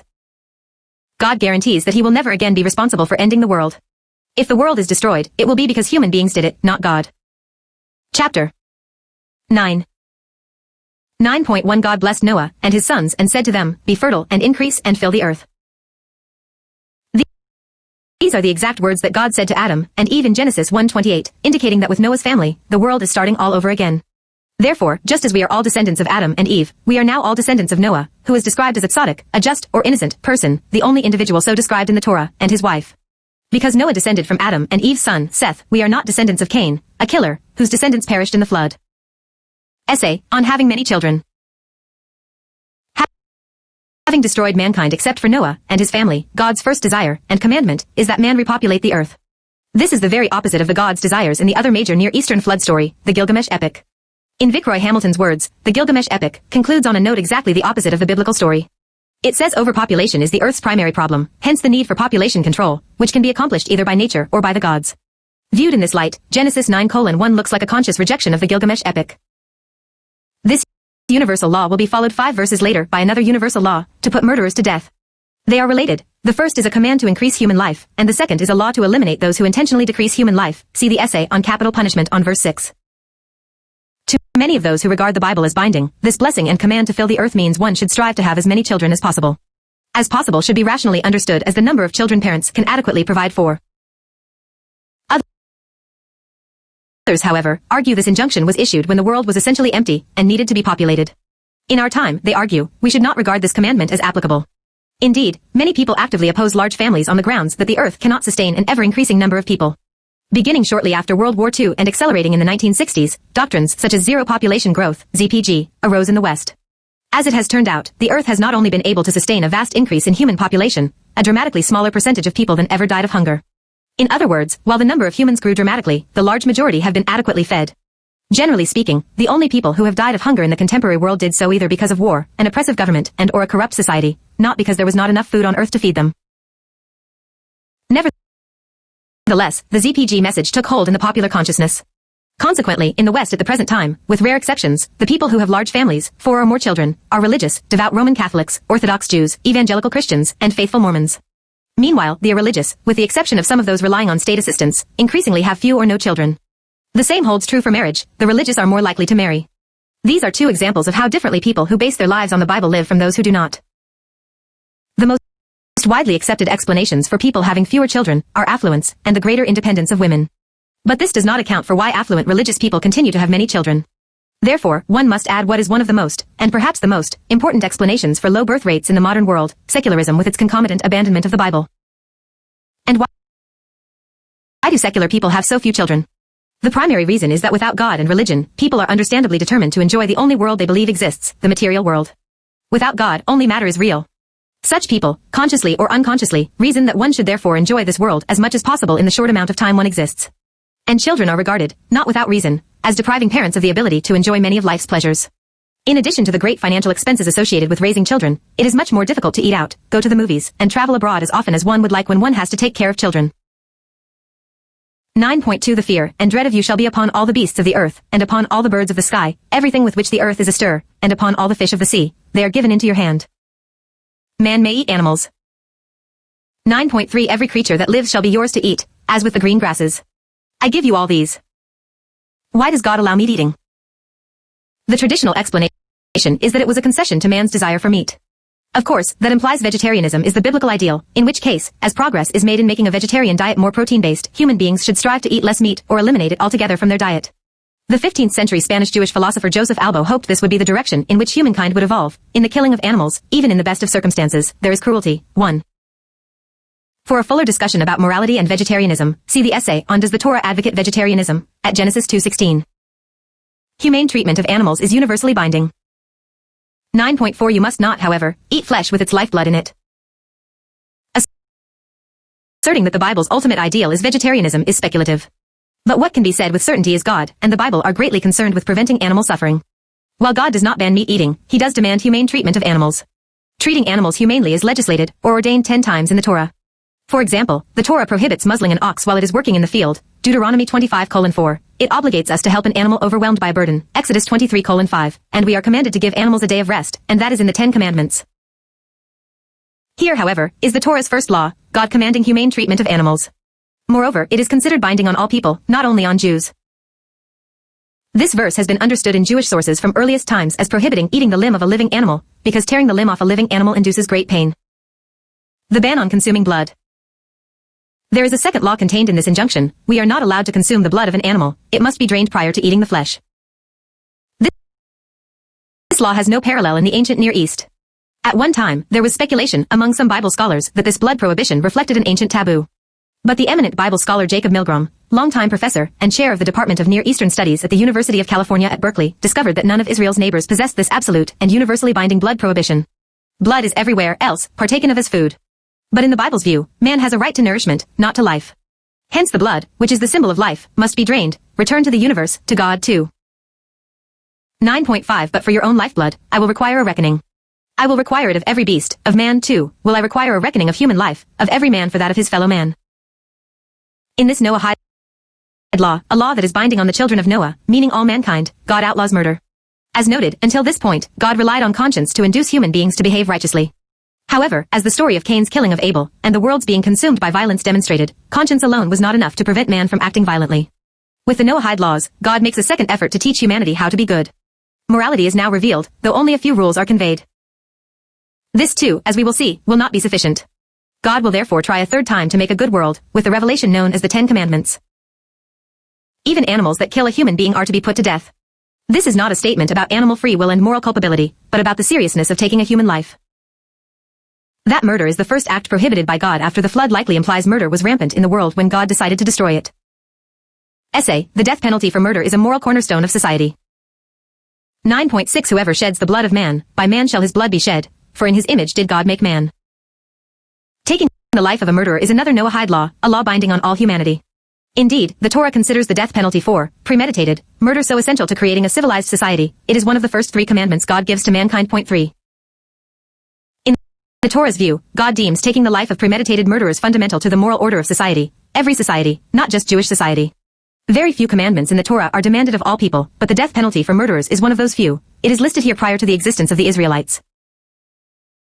The verse also makes it clear God expects human beings to take the murderer's life, providing a direct rejoinder to those who believe that only God is allowed to take human life. But that is obviously not true. Not only are people commanded to execute murderers, but human beings are permitted to kill others in self-defense, and when fighting in a just war. The notion that only God can take human life is nowhere stated in the Bible. What is clear is that human beings can kill, but only in morally justifiable circumstances.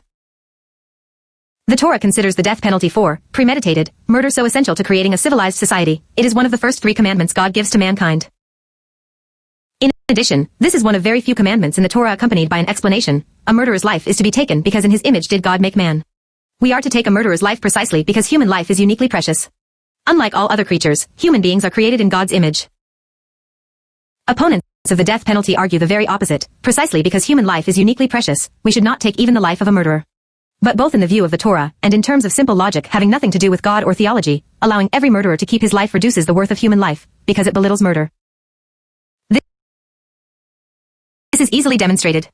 Imagine the punishment for murder were the same as the punishment for shoplifting. Everyone would acknowledge this would belittle the seriousness of murder.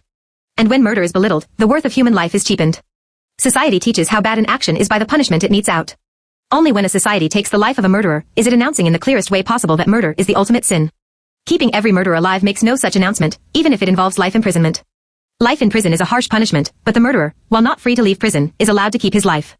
I have talked to murderers in prison for life. Every one of them far prefers imprisonment to death. It is also worth noting, however, that at the largest maximum security state prison in America, the state penitentiary in Angola, Louisiana, I asked about a dozen men convicted of murder if they believed some murderers should be put to death. The majority raised their hands. Why did Israel, which banned capital punishment, make an exception and execute Adolf Eichmann, the architect of the Holocaust? It did so because the Israeli government, judiciary, and the overwhelming majority of Israelis, and, one would hope, the overwhelming majority of mankind, believed that allowing Eichmann to keep his life after having organized the murder of millions of innocent men, women, and children would constitute an injustice of cosmic proportions. They believed, in short, that Eichmann had forfeited his right to life. But if a person forfeits his right to keep his life after murdering millions, why does he not forfeit the right to keep his life after murdering 100 people, or, for that matter, one person? Every human is, after all, infinitely precious. The Torah is preoccupied with justice. And allowing every murderer to keep his life is a cosmic injustice. Perhaps the following will illustrate this point better than any argument. On the afternoon of July 23, 2007, in the American town of Cheshire, Connecticut, two men entered the home of a physician, Dr. William Petit. They beat Dr. Petit severely with a baseball bat, tied him up, and dumped him in the family basement. Then one of the men raped the doctor's wife, Jennifer, and the other sexually assaulted their 11-year-old daughter, Michaela, an assault he photographed with his cell phone. While the men were preoccupied with the females, Dr. Petit managed to escape, but the two men strangled Mrs. Petit to death, tied the two daughters to their beds, doused them with gasoline, and while the girls were still alive, the murderers set fire to the house. Those opposed to capital punishment believe that those two men have a right to keep their lives. These people believe there is nothing a person can do to deserve to be put to death. And what about the loved ones of those who are murdered? For the great majority of such people, their suffering is immeasurably increased knowing that the person who murdered their son, daughter, husband, wife, parent, close friend, and who often inflicted unspeakable suffering and unimaginable terror on that person, is alive and being cared for. Putting their loved one's murderer to death doesn't bring their loved one back to life, but it does provide some sense of justice. That is why Dr. Petit, whose life was devoted to saving lives, publicly announced that he wanted the murderers of his wife and daughters put to death. In words addressed to those who oppose capital punishment, he said, "My family got the death penalty, and you want to give murderers life. That is not justice." The doctor's position is the same as the Torah's. While it is true there are a number of laws in the Torah whose violation calls for the death penalty, I believe in almost every case, aside from murder, the death penalty is listed in order to show how serious the Torah deems the particular sin, not in order to actually be carried out. In the case of murder, however, the Torah repeatedly emphasizes putting murderers to death is a fundamental moral building block of a decent society. The death penalty for murder is understood as necessary to preserve the sanctity of human life. Precisely because human beings are created in God's image, anyone who intentionally takes the life of an innocent person loses his or her own right to life. Any lesser penalty means that the taking of a life is not considered the horrible offense that it is. Genesis explicitly adds another critical element. It is human beings, not God, who are to execute murderers. It is as if Genesis foresaw the argument that capital punishment should be abolished because only God can take life. Genesis makes it as clear as possible that this is not the Torah's view. By man shall his, the murderer's, blood be shed. So important is the death penalty for murder that it the only law in the Torah repeated in each of its 5 books. Genesis 9:6, this verse. Exodus 21:12, he who fatally strikes a man shall be put to death. That the Bible intended this punishment only for premeditated murderers is made clear in the following verse. If he, the killer, did not do it by design, I will assign to you a place to which he can flee. Exodus 21:13. Leviticus 24:17, if anyone slays a human being, he shall be put to death. So important is the death penalty for murder that it is the only law in the Torah repeated in each of its 5 books. Numbers 35:16, anyone, however, who strikes another with an iron object so that death results is a murderer. The murderer must be put to death. Modern opponents of the death sentence view the death penalty as an ancient and morally primitive punishment for murder. They therefore regard lesser punishments for murder as reflecting a more morally advanced society and culture. However, the premise is not true. The societies that surrounded the ancient Hebrews, some of whose legislation is older than that of the Torah, offered murderers alternatives to capital punishment.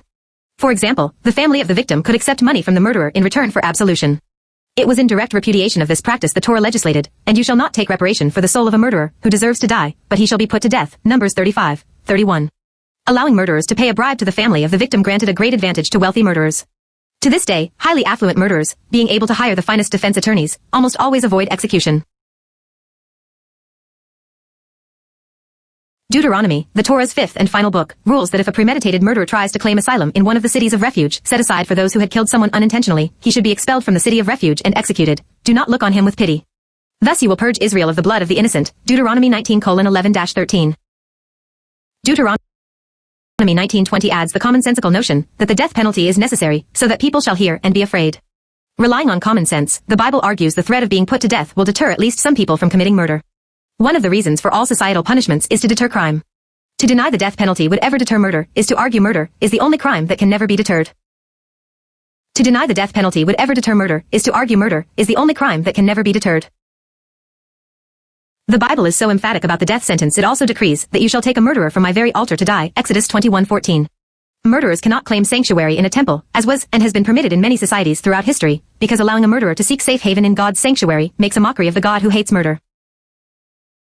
Within the context of the time at which it was written, the Torah had the equivalent to the American criterion for conviction. Guilt must be established beyond a reasonable doubt. In the case of the Torah, this was accomplished by mandating a minimum of 2 eyewitnesses, Numbers 35:30. I would argue that DNA evidence today, for example, would constitute 2 eyewitnesses to help ensure an innocent person not be executed. In Judaism, the Bible is not the only source of law. Talmudic law often carries almost equal weight, and Jewish opponents of the death penalty frequently cite the famous Talmudic statement that a Jewish court that sentenced one person to death every 7 years, one rabbi said every 70 years, was known as a killer court. 4.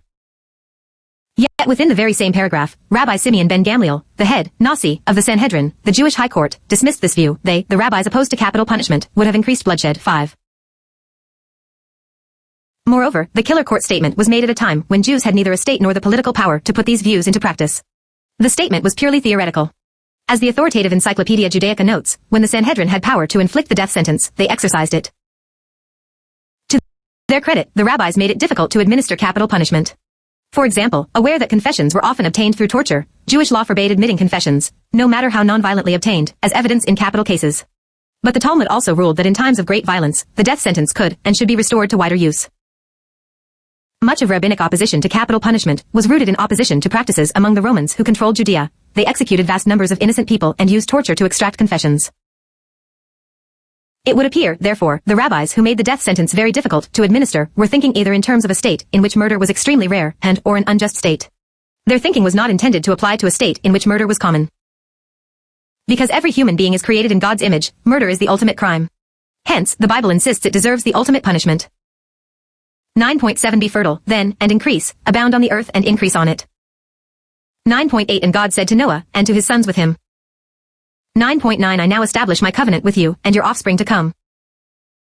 9.10 And with every living thing that is with you, birds, cattle, and every wild beast as well, all that have come out of the ark, every living thing on earth.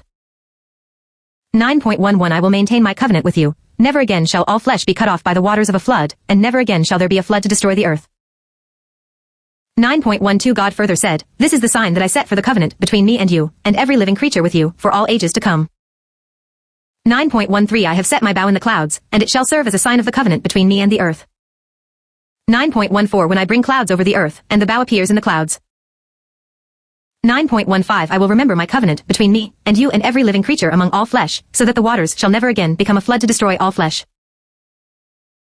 In the aftermath of the flood and the fear of God this occasioned, the covenant now offered by God is unilateral, a promise that he will never again destroy mankind, at least not by flood. Of course, it is possible man will destroy life on Earth, via nuclear weapons, the unleashing of a deadly virus, etc. Picking up on this theme, the late African-American writer James Baldwin titled what was perhaps his most famous book, The Fire Next Time, with words drawn from a black spiritual, God gave Noah the rainbow sign, no more water, the fire next time. 9.16 When the bow is in the cloud, I will see it and remember the everlasting covenant between God and all living creatures, all flesh that is on earth. 9.17 That, God said to Noah, shall be the sign of the covenant that I have established between me and all flesh that is on earth. 9.18 The sons of Noah who came out of the ark were Shem, Ham, and Japheth, Ham being the father of Canaan. Canaan is the name of the land that the Israelites entered after the Exodus. The Israelites were repeatedly instructed not to be like the Canaanites, who were associated with polytheism, and most horrifically, according to the Torah, child sacrifice. To provide further confirmation for the odiousness of the Canaanites' behavior, the Torah states that Ham, the villain of the story that follows, was the father of Canaan. 9.19 These three were the sons of Noah, and from these the whole world branched out. 9.20 Noah, the tiller of the soil, was the first to plant a vineyard. The Torah traces the history of alcohol consumption back to Noah, thereby reminding us both of the dangers that can ensue from drunkenness, and that drunkenness has been a problem since the beginnings of mankind. In today's often morally confused world, much more emphasis has been placed on the dangers of cigarette smoking, which does indeed cause many pointless deaths, than on the dangers of alcohol, even though far more human evil, such as spousal and child abuse, rape, and homicide, is directly related to alcohol, while tobacco plays no role in such evils. 9.21 He drank of the wine, and became drunk, and he uncovered himself within his tent. Essay, When Good People Have Bad Children. 9.22 Ham, the father of Canaan, saw his father's nakedness, and told his two brothers outside. In the Torah, to uncover nakedness, see Leviticus 18:7-16, or to see nakedness, see Leviticus 20:17, implies sexual activity. However, even if Ham did nothing sexual with his father, this act alone, telling his two brothers about their father's naked state, was wrong. Ham publicly humiliated a human being, and not just any human being, his father. Ham, who either sexually violated his father or humiliated him, is the son of Noah, the most righteous man of his time. How does the finest man in the world produce an awful son? We have here another universally applicable lesson. Parents can and often do have a great deal of influence on the children they raise. But not always.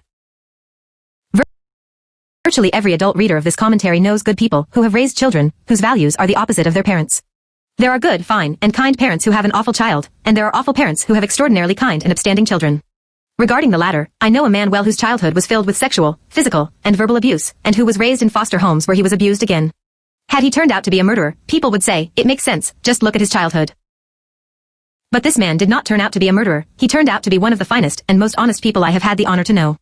And he in turn raised magnificent children. How does one explain this man?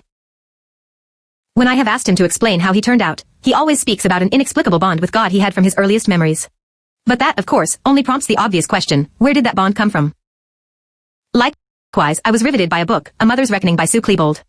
Her 17-year-old son Dylan was one of the two boys who murdered 12 students and one teacher and wounded more than 20 others at Columbine High School outside of Denver, Colorado, in 1999.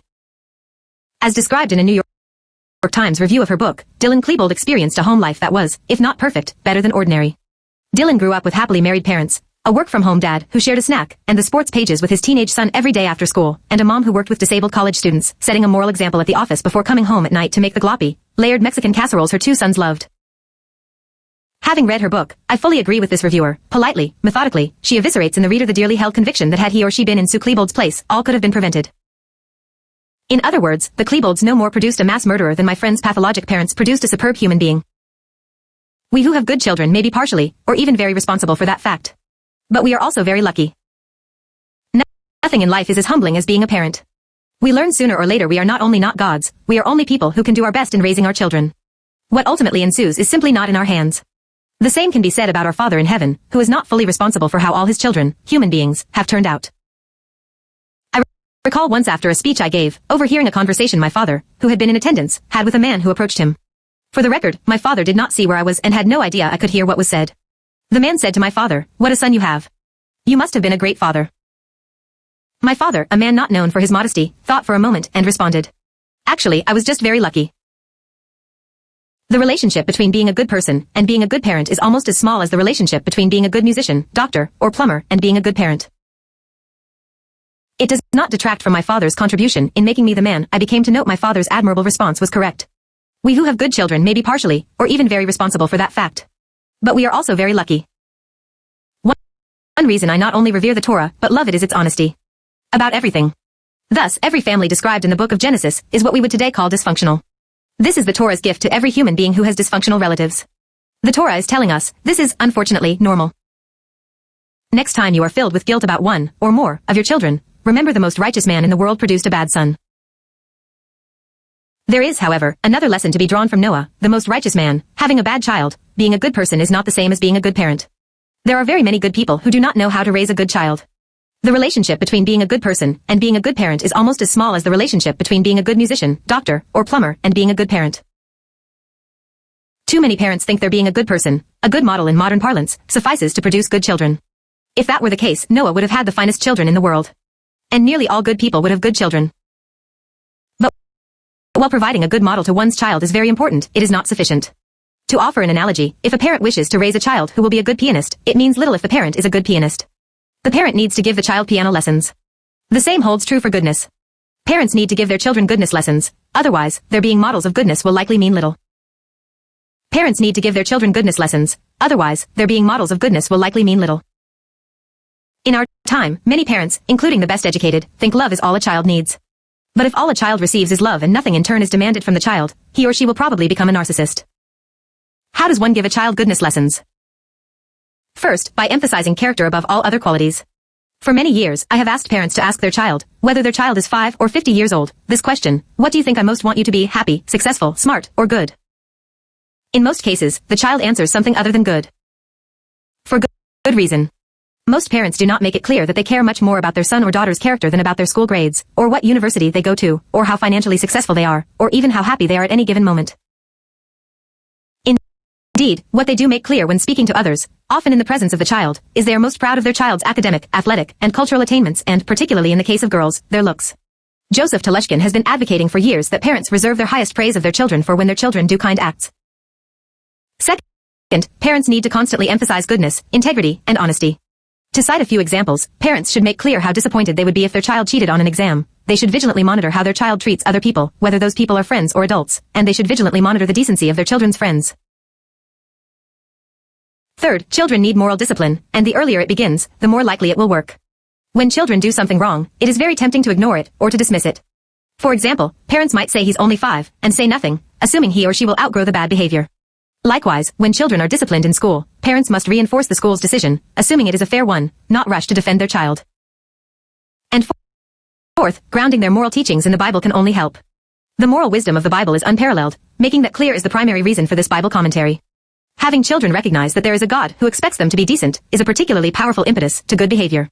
And, of course, it is very inspiring for children to see that their parents feel bound by the same rules they are asking them to observe. Making good people is the single most important thing society and parents must do. Whether because of bad luck or lack of parental guidance, in the case of Ham, the most righteous man, Noah, failed. 9.23 But Shem and Japheth took a cloth, placed it against both their backs, and, walking backward, they covered their father's nakedness. Their faces were turned the other way, so that they did not see their father's nakedness. Shem and Japheth, understanding that Ham has humiliated their father, covered their father's nakedness, and turned their faces. 9.24 When Noah woke up from his wine, and learned what his youngest son had done to him. The Torah does not explicitly state what Ham did to his father. Nor do we know how Noah learned what happened while he was sleeping. Was he informed by his 2 other sons? There are 2 likely possibilities about what occurred. 1. Ham did something far worse than gaze at, and perhaps mock, his father's nakedness. The term used in the Torah, that Ham looked upon his father's nakedness, Erva, is reminiscent of Leviticus 18, which lists a variety of sexual offenses, among them uncovering the Erva of close relatives, verses 7 to 18. This term has therefore been understood as a euphemism for sexual relations. For that reason, this verse might suggest that Ham had some form of sexual contact with his father. But again, the Torah, perhaps to safeguard Noah's dignity, does not explicitly tell us. Similarly, in Numbers 12:1, the Torah relates that Miriam and Aaron, Moses' sister and brother, angered God by engaging in mean-spirited gossip about Moses, but it does not tell us what they said. 2. Ham did nothing more than look at his naked father, and tell his brothers about it. When Noah woke to find himself covered, he questioned his other 2 sons, who told him what Ham said to them, and that they covered him without looking. This is closest to a literal reading of the story. This may seem a relatively trivial sin. But it isn't. Protecting parental dignity is a fundamental value in the Torah. What is clear is it didn't take long for at least some human beings to resume their bad ways. If God thought bringing the flood would teach the few surviving humans a moral lesson, he was to be disappointed again by his favorite creation. 9.25 He said, "Cursed be Canaan. The lowest of slaves shall he be to his brothers." Noah's curse of Ham's son, Canaan, is clearly undeserved and unfair. It also violates the Torah principle that children shall not be punished for their parents' sins, see Deuteronomy 24:16. 9.26 And he said, "Blessed be the Lord, the God of Shem, let Canaan be a slave to them." Much later, some Christians and Jews justified black slavery based on these 2 verses. They argued that Ham was the father of the black race, and that therefore the black race was cursed to be enslaved. There are at least 3 responses to this belief that was as baseless as it was vile. The first is the Torah in no way hints Ham was black, or that the Canaanites' lineage was African. The second is Ham is not cursed, Canaan is. The third is God in no way participates in this curse. The curse is from Noah alone.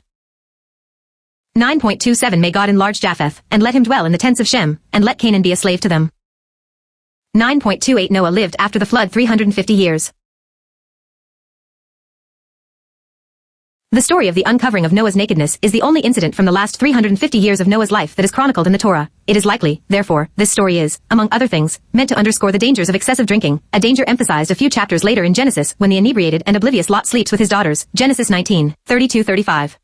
The placement of these two episodes in the Torah, incidents that Jews read in synagogue every year, may have played a role in the historically low rates of excessive drinking and alcoholism among Jews. 9.29 And all the days of Noah came to 950 years, then he died. Chapter 10. The God of the Torah is the God of all nations. This chapter of Genesis is known as the Table of Nations, because it contains the genealogical tables of Noah's descendants, and the nations that came from them. The Torah divided the world of the time into 70 nations. The number 70 has its own significance, as do all recurring numbers in the Torah, the most prominent examples being 7, including multiples of 7, and 40.1.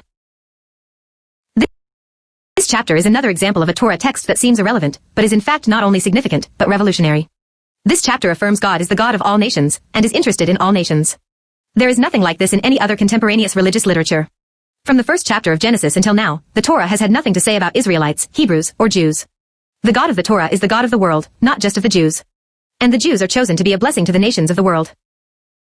God is the God of all nations, and is interested in all nations. There is nothing like this in any other contemporaneous religious literature. In the words of Robert Alter, in keeping with the universalist perspective of Genesis, the Table of Nations is a serious attempt, unprecedented in the ancient Near East, to sketch a panorama of all known human cultures, from Greece and Crete in the west through Asia Minor and Iran and down through Mesopotamia, and the Arabian Peninsula to northwestern Africa. This chapter has been a happy hunting ground for scholars armed with the tools of archaeology, and in fact an impressive proportion of these names have analogues in inscriptions and tablets in other ancient Near Eastern cultures, too. And Bruce K. Waltke writes, the Table of Nations represents the nations as of one blood, multiplying under God's blessing as distinct tribes and nations. The table represents God's broad concern for all peoples, not just the Israelites, which is understood by the omission of Israel from this table. The narrator presents a symbolic 70 nations based on ethnic, geographic, linguistic, and political factors. 70 nations are given, 14 from Japheth, 30 from Ham, and 26 from Shem. 70, a multiple of 7 and 10, both connoting completeness, represents a large, see Judges 8:30, 2 Kings 10:1, and complete number. This number compares with the number of Abraham's seed at the end of the book. By the time of their descent into Egypt they too, have reached the symbolic, complete, and full number.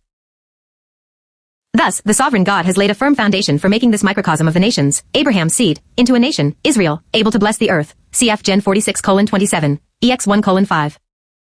7 sons of Japheth.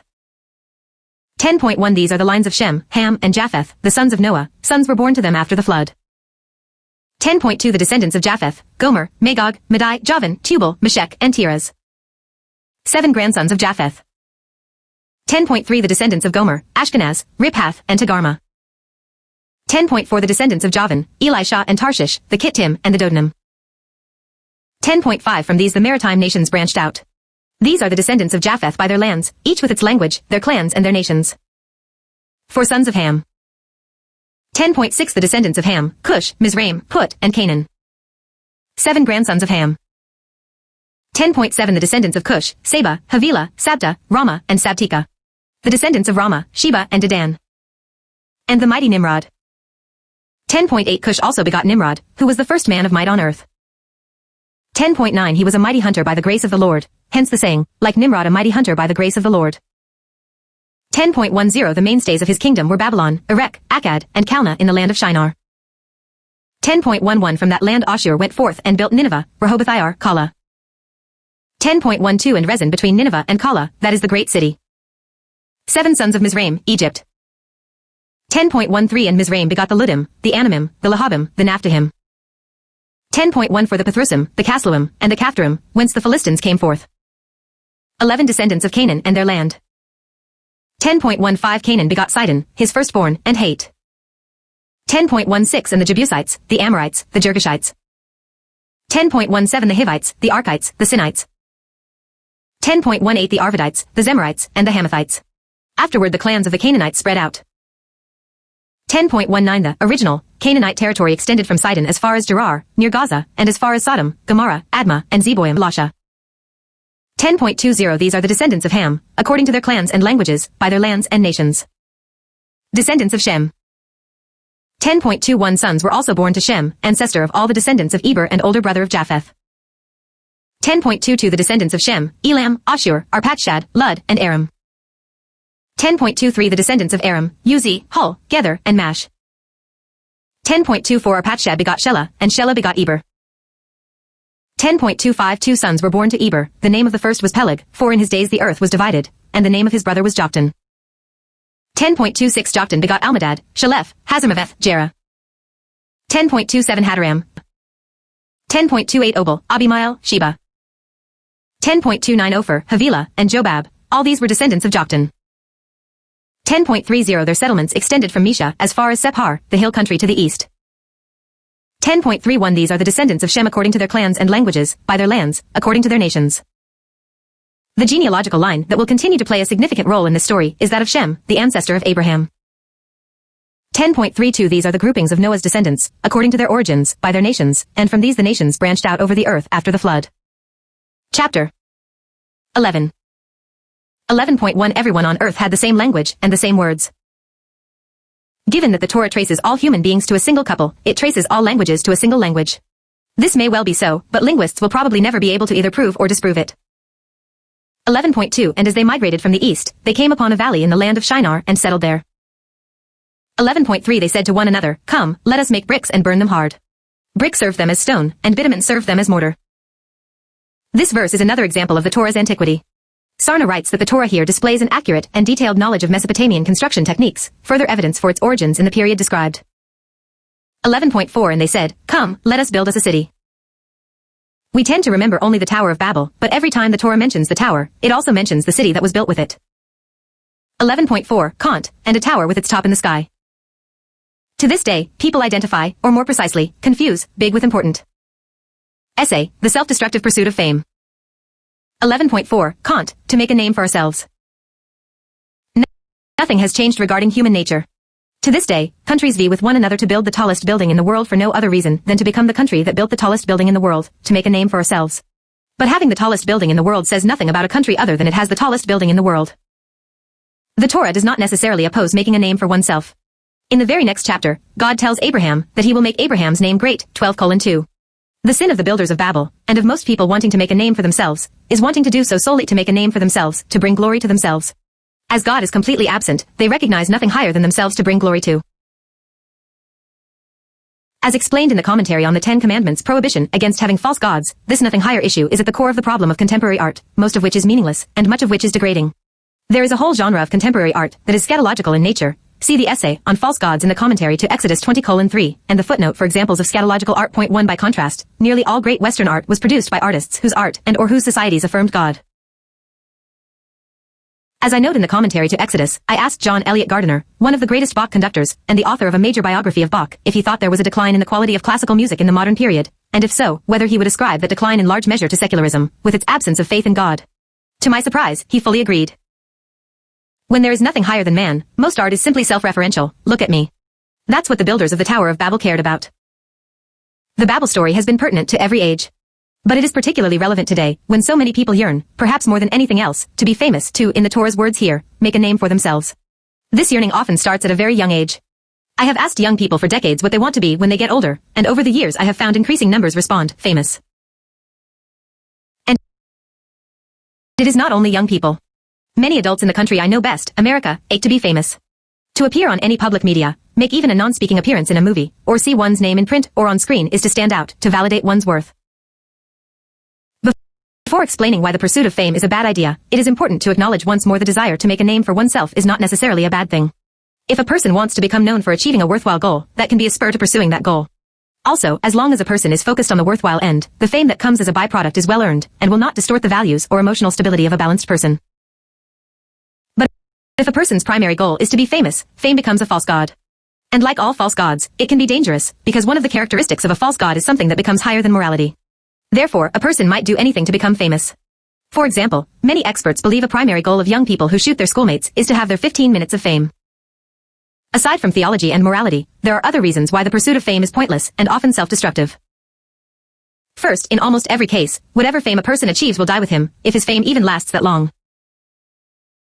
A medieval Jewish text, The Ways of the Righteous, puts it this way: think about how many proud men have vanished from the world, and have been forgotten as if they never existed. There were many people who lived in, say, the 6th century who thought they were very important. How many of them can you name? One doesn't have to go back to the 6th century. Take, for example, presidents of the United States. To the vast majority of Americans, let alone non-Americans, the names of many of these men, Franklin Pierce, Rutherford Hayes, and Chester Arthur to cite just three, mean nothing. Yet to Americans living in those presidents' lifetimes, those individuals were the most famous people alive. Today, the large majority of even those familiar with these presidents' names probably cannot specify a single accomplishment by any of them. This is true even in our own lifetimes. As we get older, we all come to the often unexpected, and always sobering, realization that almost every person who was a household name when we were younger is unknown to the next generation.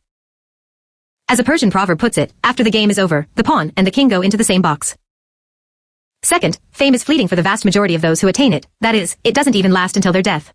Only a small minority of those who are famous at 30 will be famous at 60.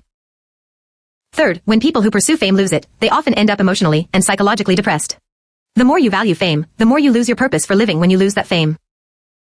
Fourth, even if you do stay famous, if you value fame, you will devote your life to keeping it. And little is more pathetic than watching a person devote their life to trying to stay famous. The famous are rarely significant, and the significant are rarely famous. Very few of us can or will be famous. But all of us can be significant. Fifth, unlike other things people desire, fame is available only to an extremely small number of people. Theoretically, very many people can be rich, healthy, or happy. But how many people can be famous? By definition, only an infinitesimally small number. There are, after all, only a limited number of names people can keep in their heads. In pursuing the goal of fame, one is almost inevitably pursuing an unattainable goal. Sixth, few things distort a person's thinking, values, and even personality as much as fame. The greater the fame, the greater the inclination to think one is better than others. The percentage of young people who become very famous, and then become almost entirely different people is quite high. Given the powerful appeal of fame, is there an antidote? In addition to realizing how pointless, fleeting, and self-destructive the pursuit of fame is, the most effective antidote is to take religious faith seriously. The more important God becomes, the less important fame becomes. A genuine and humble faith in God puts things into perspective like nothing else. Finally, and most important, we all need to remember this rule of life: the famous are rarely significant, and the significant are rarely famous. The caretaker of an invalid is the most significant person in the world to that invalid, but hardly famous. On the other hand, many movie stars are extremely famous, but hardly significant, and the people who personally know them, love them, and regard them as significant do not do so because of their fame. Very few of us can or will be famous. But all of us can be significant. 11.4, Kant, else we shall be scattered all over the world. The builders' fear of being scattered, wittingly or unwittingly, defied God's plan for the world. God's first commandment to Adam and Eve, and then again to Noah's family, was to be fruitful, multiply, and fill the earth. But man did not perceive this to be a blessing, and so devised means to thwart its fulfillment, sarna. The tower builders want to stay in one place. We cannot grow up unless we leave what is most comfortable and venture out into the world. And God and the Torah, as we shall repeatedly see, want us humans to grow up. Growing up begins with leaving our mother and father, and bonding with a spouse, Genesis 2:24. It also may include leaving the place in which one has grown up, see the commentary to Genesis 3:23. The next chapter begins with God telling Abram to leave his home, and go to a new land. 11.5 The Lord came down to look at the city and tower that man had built. Biblical scholar Moshe David Kasuto writes, it is difficult to miss the irony in this verse. The builder's intention is to erect a tower whose top will be in the heavens, that is, among the gods. But even though they build the tower, it is so far from the heavens that God must come down to see it. Essay, Is world unity a good idea? 11.6 And the Lord said, if, as one people with one language for all, this is how they have begun to act. Speaking one language, the builders want a united world. God declares this is not a good idea. Here is Hamilton's summary. God comes down not to inspect the scenario, as in verse 5, but to thwart it. His method is perhaps surprising. He will confuse their language. Why not simply topple the tower? Because that would solve the problem only temporarily. Towers are replaceable. The solution must go deeper than that. It is not the tower that must be done away with, but what makes possible the building of that tower, an international language that provides communication among linguistic groups. If this ability to communicate is removed, it is unlikely that the individuals will continue with their work. Needless to say, knowing more than one's own language is a virtue. But the Torah is making a rather audacious point. The world would not be better if people abandoned all languages but one. It is very tempting to seek a united world, one language, and one governing authority, with no divisive national identities. But God declares such a world dangerous. For one thing, it inevitably concentrates power in the hands of the few who run that united world, and power corrupts. For another, diverse national identities and cultures are a good thing. The united world the Torah seeks is a world of nations united in acknowledging the one God, and living by his moral code. Beyond that, diversity in national identity, language, and even religion is welcome. Regarding the latter, the Torah and later Judaism are unique among monotheistic faiths in not seeking a world in which all people are members of their religion. Rather, the Torah wants all people to be ethical monotheists, people who acknowledge the one God of the Torah, and live by his moral demands. As Rabbi Jonathan Sacks, the former British chief rabbi and scholar, put it, God is God of all humanity, but between Babel and the end of days no single faith is the faith of all humanity. Virtually every call for unity is disingenuous. People who call for ideological unity do so on the presumption that it will be based on their values. When a Christian calls for Christian unity, he is calling for a unity based on his understanding of Christianity. Protestants who call for Christian unity are hardly willing to accept the Catholic Pope or sacraments, and Catholics who call for Christian unity are hardly willing to give up the papacy or the sacraments. Likewise, Orthodox Jews who call for Jewish unity assume it means all Jews embracing halacha, Jewish law, and few non-Orthodox Jews who call for Jewish unity are willing to embrace most, let alone all, of halacha. The founders of the United States, the freest country ever to exist, understood the limitations of unity, perhaps because their values were so deeply rooted in the Bible. That is why they gave the states of the United States so much power. According to the U.S. Constitution, 10th Amendment, unless a power is specifically given to the federal government, all powers belong to the states. The powers not delegated to the United States by the Constitution, nor prohibited by it to the states, are reserved to the states respectively, or to the people. So too, the Constitution gave the United States Senate much more power than it gave the nation's population. States with very small populations have as many senators, too, as states with enormous populations. And the Torah never calls for all the world's people to unite as Jews, only as followers of the Torah's God. The Torah never calls for all the world's people to unite as Jews, only as followers of the Torah's God. 11.6. Kant, then nothing that they may propose to do will be out of their reach. God warns against technological advancement for its own sake, or worse, for the sake of human ego. Technology without God can be dangerous. When people who are not guided by the Bible have access to advanced technology, we get such things as cloned human beings. And only God knows where artificial intelligence unconstrained by God-centered values will lead us. Already, at the time of this writing, some people, men in particular, are beginning to relate more to human-like robots than to human beings. 11.7 Let us, then, go down and confound their speech there, so that they shall not understand one another's speech. Once again, we are confronted with the rare divine usage of us, as in Genesis 1:26, let us make man in our image. Who is included in the us to whom God is speaking? Here I believe it is God mocking the tower makers, who had said in verse 4, Come, let us build us a city, and a tower with its top in the sky. In effect, they said, Let us go up, and God responded, Let us go down. 11.8 Thus the Lord scattered them from there over the face of the whole earth. Jonathan Sacks comments, the results of human behavior are often the opposite of what was intended. The builders wanted to concentrate humanity in one place, let us build a city, else we shall be scattered all over the world. The result was that they were dispersed, the Lord scattered them from there over the face of the whole earth. They wanted to make a name for themselves, and they did, but the name they made, Babel, became an eternal symbol of confusion. To this day, and based on this biblical episode, the word in English for speaking incoherently is Babel. Some years ago, Dor Gold, the former Israeli ambassador to the United Nations, titled his memoir about the UN, an institution where truth and moral coherence are rare. How could it be otherwise, given how many of the member states of the United Nations are corrupt and/or dictatorships? Tower of Babel. The Torah mistrusts cities. 11.8 Kant, and they stopped building the city. Rabbi Gunther Plott, 1912 to 2012, author of the Torah, a modern commentary, notes the tower is not mentioned here because the tower is the embodiment of the city, and it is the building of the city that is the primary sin. Another biblical scholar, Patrick D. Miller, professor emeritus of Old Testament theology at Princeton Theological Seminary, suggests the story should more properly be captioned The City of Babel, not the Tower of Babel. 2 and Robert Alter writes, the polemic thrust of the story is against urbanism and the overweening confidence of humanity in the feats of technology. The Torah presents the story of Babel as a warning against human hubris and also as a warning against the often immoral nature of cities. The Torah warns us about cities for moral and religious reasons. City dwellers are far more capable of anonymity than people who live in small towns and in rural areas. And when people are anonymous, they feel less moral obligation to their neighbors, who are also likely to be anonymous. When both the individual and his neighbors are anonymous, people inevitably feel much less connected to one another. And they often act worse. Just look at the difference between anonymous comments on the internet and comments whose authors are identified. A study by the University of Indiana Center on Philanthropy concluded, American, rural donors donated a statistically significant higher percentage of their income to charity than urban donors did. 3. It is not surprising that so many of Israel's great prophets were shepherds, the most rural of folk. Moses, too, was a shepherd.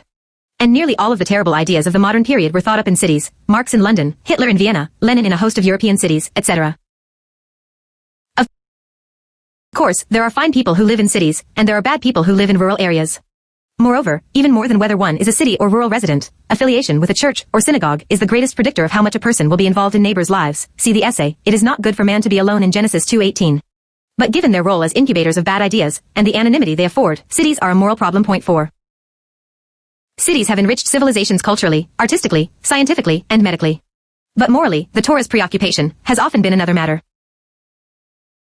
11.9 That is why it was called Babel, because there the Lord confounded the speech of the whole earth, and from there the Lord scattered them over the face of the whole earth. The Hebrew name Babel is a play on words. It sounds like Balal, the Hebrew word for confound or mix up. In addition, Babel is the Hebrew name for Babylon. Thus, according to the Torah, Babylon means mixed up.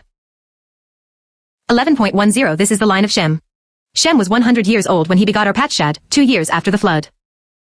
11.11 After the birth of Arpachshad, Shem lived 500 years, and begot sons and daughters.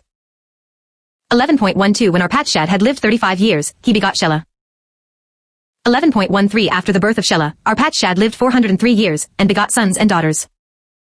11.14 When Shelah had lived 30 years, he begot Eber. 11.15 After the birth of Eber, Shelah lived 403 years, and begot sons and daughters. 11.16 When Eber had lived 34 years, he begot Peleg. 11.17 After the birth of Peleg, Eber lived 430 years, and begot sons and daughters. 11.18 When Peleg had lived 30 years, he begot Reu. 11.19 After the birth of Reu, Peleg lived 209 years, and begot sons and daughters.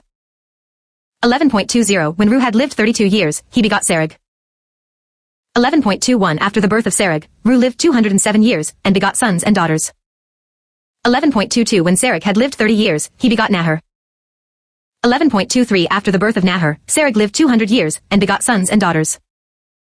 11.24 When Nahor had lived 29 years, he begot Terah. 11.25 After the birth of Terah, Nahor lived 119 years, and begot sons and daughters. 11.26 When Terah had lived 70 years, he begot Abram, Nahor, and Haran. There are 10 generations from Adam to Noah, and there are another 10 generations from Shem to Abraham. This is the first mention of Abraham, the patriarch of the Jewish people, whose original name is Abram. The Torah has now moved from universal history to the history of one specific people, the chosen people, known later as Jews. But, in keeping with the Torah's, and God's, overriding concern for all nations, the purpose of this chosen people is to be a blessing to all the nations. Its mission will be to bring the other nations to God, and his moral law. 11.27 Now this is the line of Terah. Terah begot Abram, Nahor, and Haran begot Lot. 11.28 Haran died in the lifetime of his father Terah, in his native land, Ur of the Chaldeans. 11.29 Abram and Nahor took to themselves wives, the name of Abram's wife being Sarai, and that of Nahor's wife Milcah, the daughter of Haran, the father of Milcah and Iscah. 11.30 Now Sarai was barren, she had no child. The theme of women who give birth after long years of infertility is a recurring one in Genesis, and it is likely meant to underscore that the people of Israel came into existence through repeated divine intervention. The first detail we learn about Sarai is she is barren, and she remained so for many years. We know it was Sarai and not Abram who was infertile because Abram, at Sarai's urging, has a child with Sarai's maid, Hagar, Genesis 16:1-4. A generation later, Isaac and Rebekah did not have a child for 20 years, and in the following generation, Rachel, Jacob's beloved wife, was so upset with her barrenness. Jacob has already had 4 children with her sister Leah. She wanted to die, Genesis 30:1. The lesson is clear. Had nature taken its course, the Jewish people would not have come into existence. But God intervened in the barren matriarchs, Sarai, Rebekah, and Rachel, all gave birth to children. 11.31 Terah took his son Abram, his grandson Lot the son of Haran, and his daughter-in-law Sarai, the wife of his son Abram, and they set out together from Ur of the Chaldeans for the land of Canaan. But when they had come as far as Haran, they settled there. 11.32 The days of Terah came to 205 years, and Terah died in Haran. Chapter 12. Note to reader, Abram's name is later changed to Abraham, and Sarai is changed to Sarah, the names by which they are known today. See Genesis 17:5 and 17:15. In conformity with the biblical text, they are referred to as Abram and Sarai until their names are changed. Why did God choose Abram? 12.1 The Lord said to Abram. The Torah does not explain why God chose Abram. Noah was chosen because of his righteousness, Genesis 6:9. And Moses' nobility of character is revealed before God chooses him. We learn he killed an Egyptian overseer, who was beating a Hebrew slave. He tried to resolve a fight between 2 feuding Hebrews, and he stood up on behalf of Midianite women who were being mistreated, Exodus 2:11-17. But Abram's selection seems completely arbitrary. Unlike Moses and Noah, we come to understand Abram's greatness only later. There are 2 possible reasons for the choosing of Abram. One is he himself discovered the one God. And God responded accordingly. A second is God recognized Abram as a particularly great man worthy of being the father of the monotheistic nation of Israel, but there is no reason we can discern why Abram was chosen. The truth is it really doesn't matter. What matters is what happens once God chooses this individual named Abram. All of history will change. Abram's first test. 12.1 Kant. Go forth from your native land and from your father's house to the land that I will show you. This is the first of several instances in which God tests Abram's faith. Here Abram is told to leave everything that is familiar to him and move to a place that is completely unknown. It is virtually identical to God's later command, Genesis 22, the ultimate test, that Abram sacrifice his son Isaac. As Rushy, the preeminent medieval biblical Jewish commentator, France, 1040-1105, noted, God told Abram to sacrifice his son on one of the mountains that I will tell you, virtually the same words used here, I will show you. Rashi also notes the connection between the triplet here. The Hebrew reads your land, and your birthplace, and your father's house. For some reason, the present translation does not include birthplace, and the triplet in chapter 22, your son, your only one, whom you love. All nations will be blessed through one nation. 12.2 I will make of you a great nation, and I will bless you. I will make your name great, and you shall be a blessing. A blessing to whom? The answer is in the next verse, all the families of the earth. To say nothing like this existed prior to the Torah is to understate the case. The idea that one nation will be a blessing for all other nations has no parallel. In the course of Jewish history, many Jews have lost sight of this purpose of the Jewish people. One reason is antisemitism. Jews have often been so preoccupied with simply surviving, they forgot their mission to humanity. Another reason is Judaism's dual nature. It is both universal, as this verse makes clear, and particularistic. And the particular has often overwhelmed the universal. Likewise, and more commonly in the contemporary world, the universal has often overwhelmed the particular. See the essay on universalism and particularism at Genesis 19:5. Many Jews have abandoned Judaism to embrace universal doctrines. But the universal doesn't work without the particular. This is a major contemporary issue for non-Jews as much as for Jews. Do we work for a world without particular national identities, or do we make a better world through our particular national identities? The Torah's answer was already given in the Tower of Babel story. Those who bless and those who curse the Jews. 12.3 I will bless those who bless you and curse him that curses you. One does not have to be a religious believer in order to acknowledge that this promise has held true. Nations that have treated the Jews favorably, the United States being the most obvious modern example, have been blessed with prosperity and freedom. The reverse applies as well. In the medieval world, Spain went into an economic and cultural decline after the 1492 expulsion of the Jews. In the modern era, Germany, the country that cursed the Jews of Germany, and Europe with the Holocaust, then endured its own curse. During World War II, approximately 7.5 million Germans were killed. German Red Cross estimate, 2005, about 2 million German women were raped, generally by Russian troops, almost 250,000 of whom died as a result, and Germany was divided for 44 years. Nor is Germany's future even now secure given the massive immigration of people, many of whom do not share Germany's Western values, and the very low birth rate of native Germans. After World War II, another group arose that has cursed the Jews, many of the countries in the Arab and fundamentalist Islamist worlds, and they are among the most benighted of societies. 12.3 Kant. And all the families of the earth shall bless themselves by you. God does not tell Abram that his family will be blessed through him, but that all the world's families will be blessed through him. That this theme is mentioned only 3 verses after introducing us to Abram, makes it clear the mission of Abram and the Jewish people is universal. On 4 subsequent occasions in Genesis, the theme of universal blessings through the Jews is stated and tied to Abram and his descendants. See Genesis 18:17-18, 22:16-18, 26:2-4, and 28:10-14. Present translation is literal. The Hebrew says, the world's families will bless themselves by you, not be blessed by you. And how will people bless themselves by you? When the families of the earth learn how to act toward one another through living by the moral laws and values God will reveal to Abraham and his descendants. The road to a good world is through this Torah and the rest of the Bible. The world ignores the Torah and the Bible at its peril. 12.4 Abram went forth as the Lord had commanded him, and Lot went with him. Abram was 75 years old when he left Haran. Abram was already an old man when he was sent on his world-changing mission. One lesson here is no one should ever think of himself as too old to change, or to do something meaningful. Later in Exodus 7:7 Moses is described as 80 when he confronted Pharaoh. Both of these verses are particularly significant today, when human lifespans have increased dramatically and people are remaining active and vital until much older ages. The road to a good world is through this Torah and the rest of the Bible. The world ignores the Torah and the Bible at its peril. The Torah's view of wealth. 12.5 Abram took his wife Sarai, and his brother's son Lot, and all the wealth that they had amassed. It is not an insignificant detail that Abram was a wealthy man. Few great thinkers have been poor. Great thinkers think about the purpose of existence.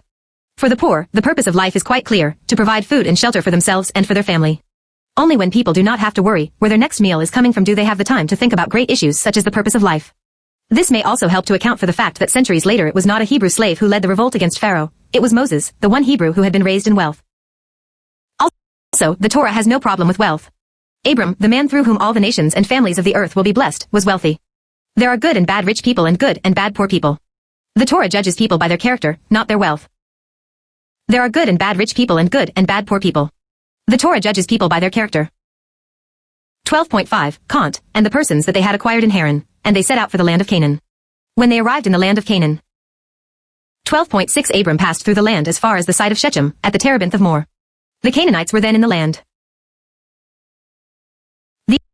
These seemingly innocuous words, the Canaanites were then in the land, have created controversy among Bible scholars. That the words are phrased in the past tense suggests that they were written at a time when the Canaanites were no longer in the land.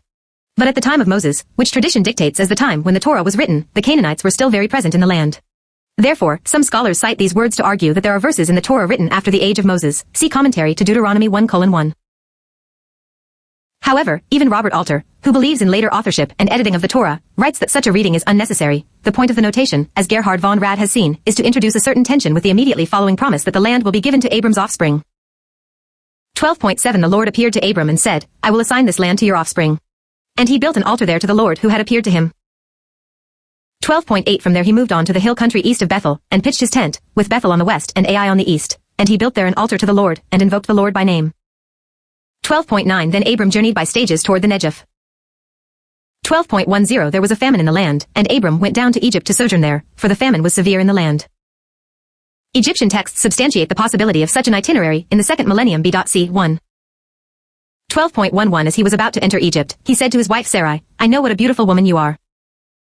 It is okay for believers to have doubts, even Abram did.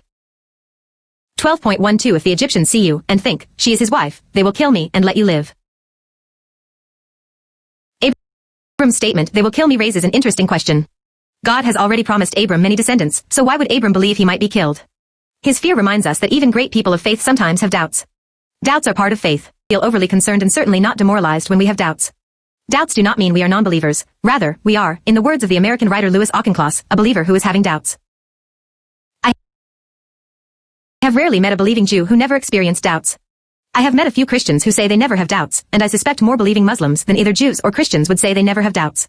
But by and large, the only group as a whole that I have encountered whose members say they never have doubts has been atheists. When I debated the head of American atheists at their annual convention in Minneapolis, Minnesota, I asked the audience if any of them ever doubted their atheism and thought God might actually exist. Among the many hundreds of people present, not one hand was raised, apparently, and despite the common folk wisdom, these people would remain atheists in foxholes. The great American Rabbi Emanuel Rachman, president of Bar-Ilan University, wrote, Doubt is good for the human soul, it's humility. God may have had his own reasons for denying us certainty with regard to his existence and nature. One apparent reason is that man's certainty with regard to anything is poison to his soul. Who knows this better than moderns who have had to cope with dogmatic fascists, communists, and even scientists too? Doubts do not mean we are non-believers. Rather, we are a believer who is having doubts. With regard to Abram's fear of Egyptian violence, the Egyptians were deemed quite capable of killing strangers and taking their wives. Perhaps this story is included in order to show just how revolutionary was the new system of ethical monotheism that God was trying to institute. In contrast to the normative behavior toward strangers in Egypt, God commands the Jews to love the stranger, Leviticus 19:34, Deuteronomy 10:19, Exodus 22:21. In the words of the German Jewish philosopher Hermann Cohen, the stranger was to be protected, although he was not a member of one's family, clan, religion, community, or people, simply because he was a human being. In the stranger, therefore, man discovered the idea of humanity. This was not the case anywhere else. See, for example, Genesis 19. I have not found any other civilization that demanded love of the stranger. Essay, Abram tells Sarai to lie. Was that moral? 12.13 Please say that you are my sister, that it may go well with me because of you, and that I may remain alive thanks to you. Throughout history, more than a few Bible readers have criticized Abram for having Sarai tell the Egyptians she is his sister. He was criticized on two grounds, asking his wife to lie and putting her in a situation in which adultery would almost certainly take place. For example, the eminent 13th century Bible commentator Nachmanides, Ramban, wrote, Know that our father Abram inadvertently committed a great sin by placing his wife in a compromising situation because of his fear of being killed. He should have trusted in God to save him. More recently, Rabbi W. Gunther Plott, author of a widely read commentary on the Torah, expressed agreement with Nachmanides and concluded that, on balance, Abram's behavior was sinful. I respectfully disagree. When making moral decisions, the most important question is often this: what are my choices? If Abram and Sarai had decided she should tell Pharaoh the truth, they had every reason to believe Abram would have been killed. Would that have been the right choice? Would Sarai have preferred that choice? Would any wife who loved her husband? Moreover, how would that have guaranteed Sarai's safety? With her husband dead, Sarai would still have ended up in Pharaoh's harem. It would seem that those who argue that Abram should have told Sarai to speak truthfully believe they are choosing morality over immorality, but what they are really choosing is chivalry and avoiding a one-time life-saving lie over morality, common sense, and the preservation of life. Those were the real choices confronting Abram. While the Torah neither praises nor condemns Abram for asking Sarai to lie, the Bible does strongly suggest elsewhere that lying sometimes is justified. This is illustrated by an incident in the book of Samuel, when God instructs the prophet Samuel to lie. This took place during the reign of King Saul. The king had been appointed by God and anointed by the prophet Samuel. Yet when Saul disobeys a divine order, God instructs the prophet to go and anoint the young and valiant shepherd David as king. Samuel fears doing so. If Saul hears of it, he will kill me. God then instructs Samuel, take a heifer with you and say, I have come to sacrifice to the Lord. I Samuel 16:1-3.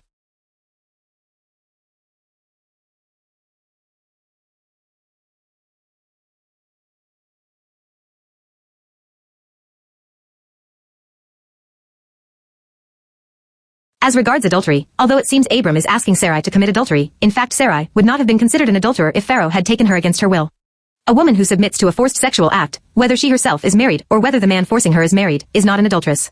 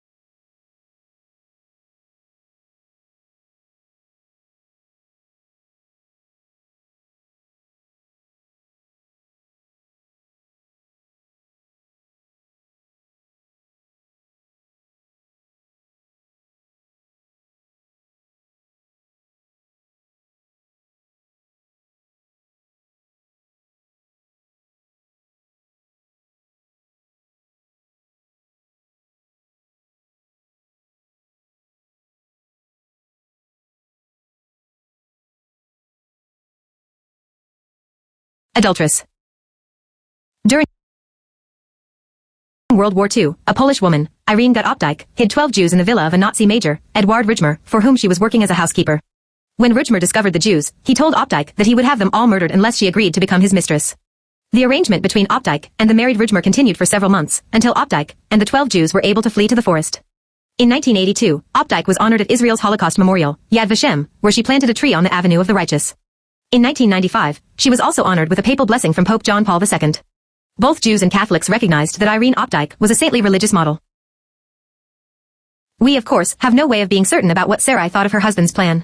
However, given the openness of the Torah, and the fact that Sarai does not hesitate to express her opinion on later occasions, see, for example, Genesis 21:9-10, her silence was likely agreement. 12.14 When Abram entered Egypt, the Egyptians saw how very beautiful the woman was. 12.15 Pharaoh's courtiers saw her, and praised her to Pharaoh, and the woman was taken into Pharaoh's palace. 12.16 And because of her, it went well with Abram, he acquired sheep, oxen, asses, male and female slaves, she-asses, and camels. Cynics might argue that Abram asked Sarai to sleep with Pharaoh, not just to save his life, but to acquire more wealth as well. However, based on Abram's future behavior, this explanation is not tenable.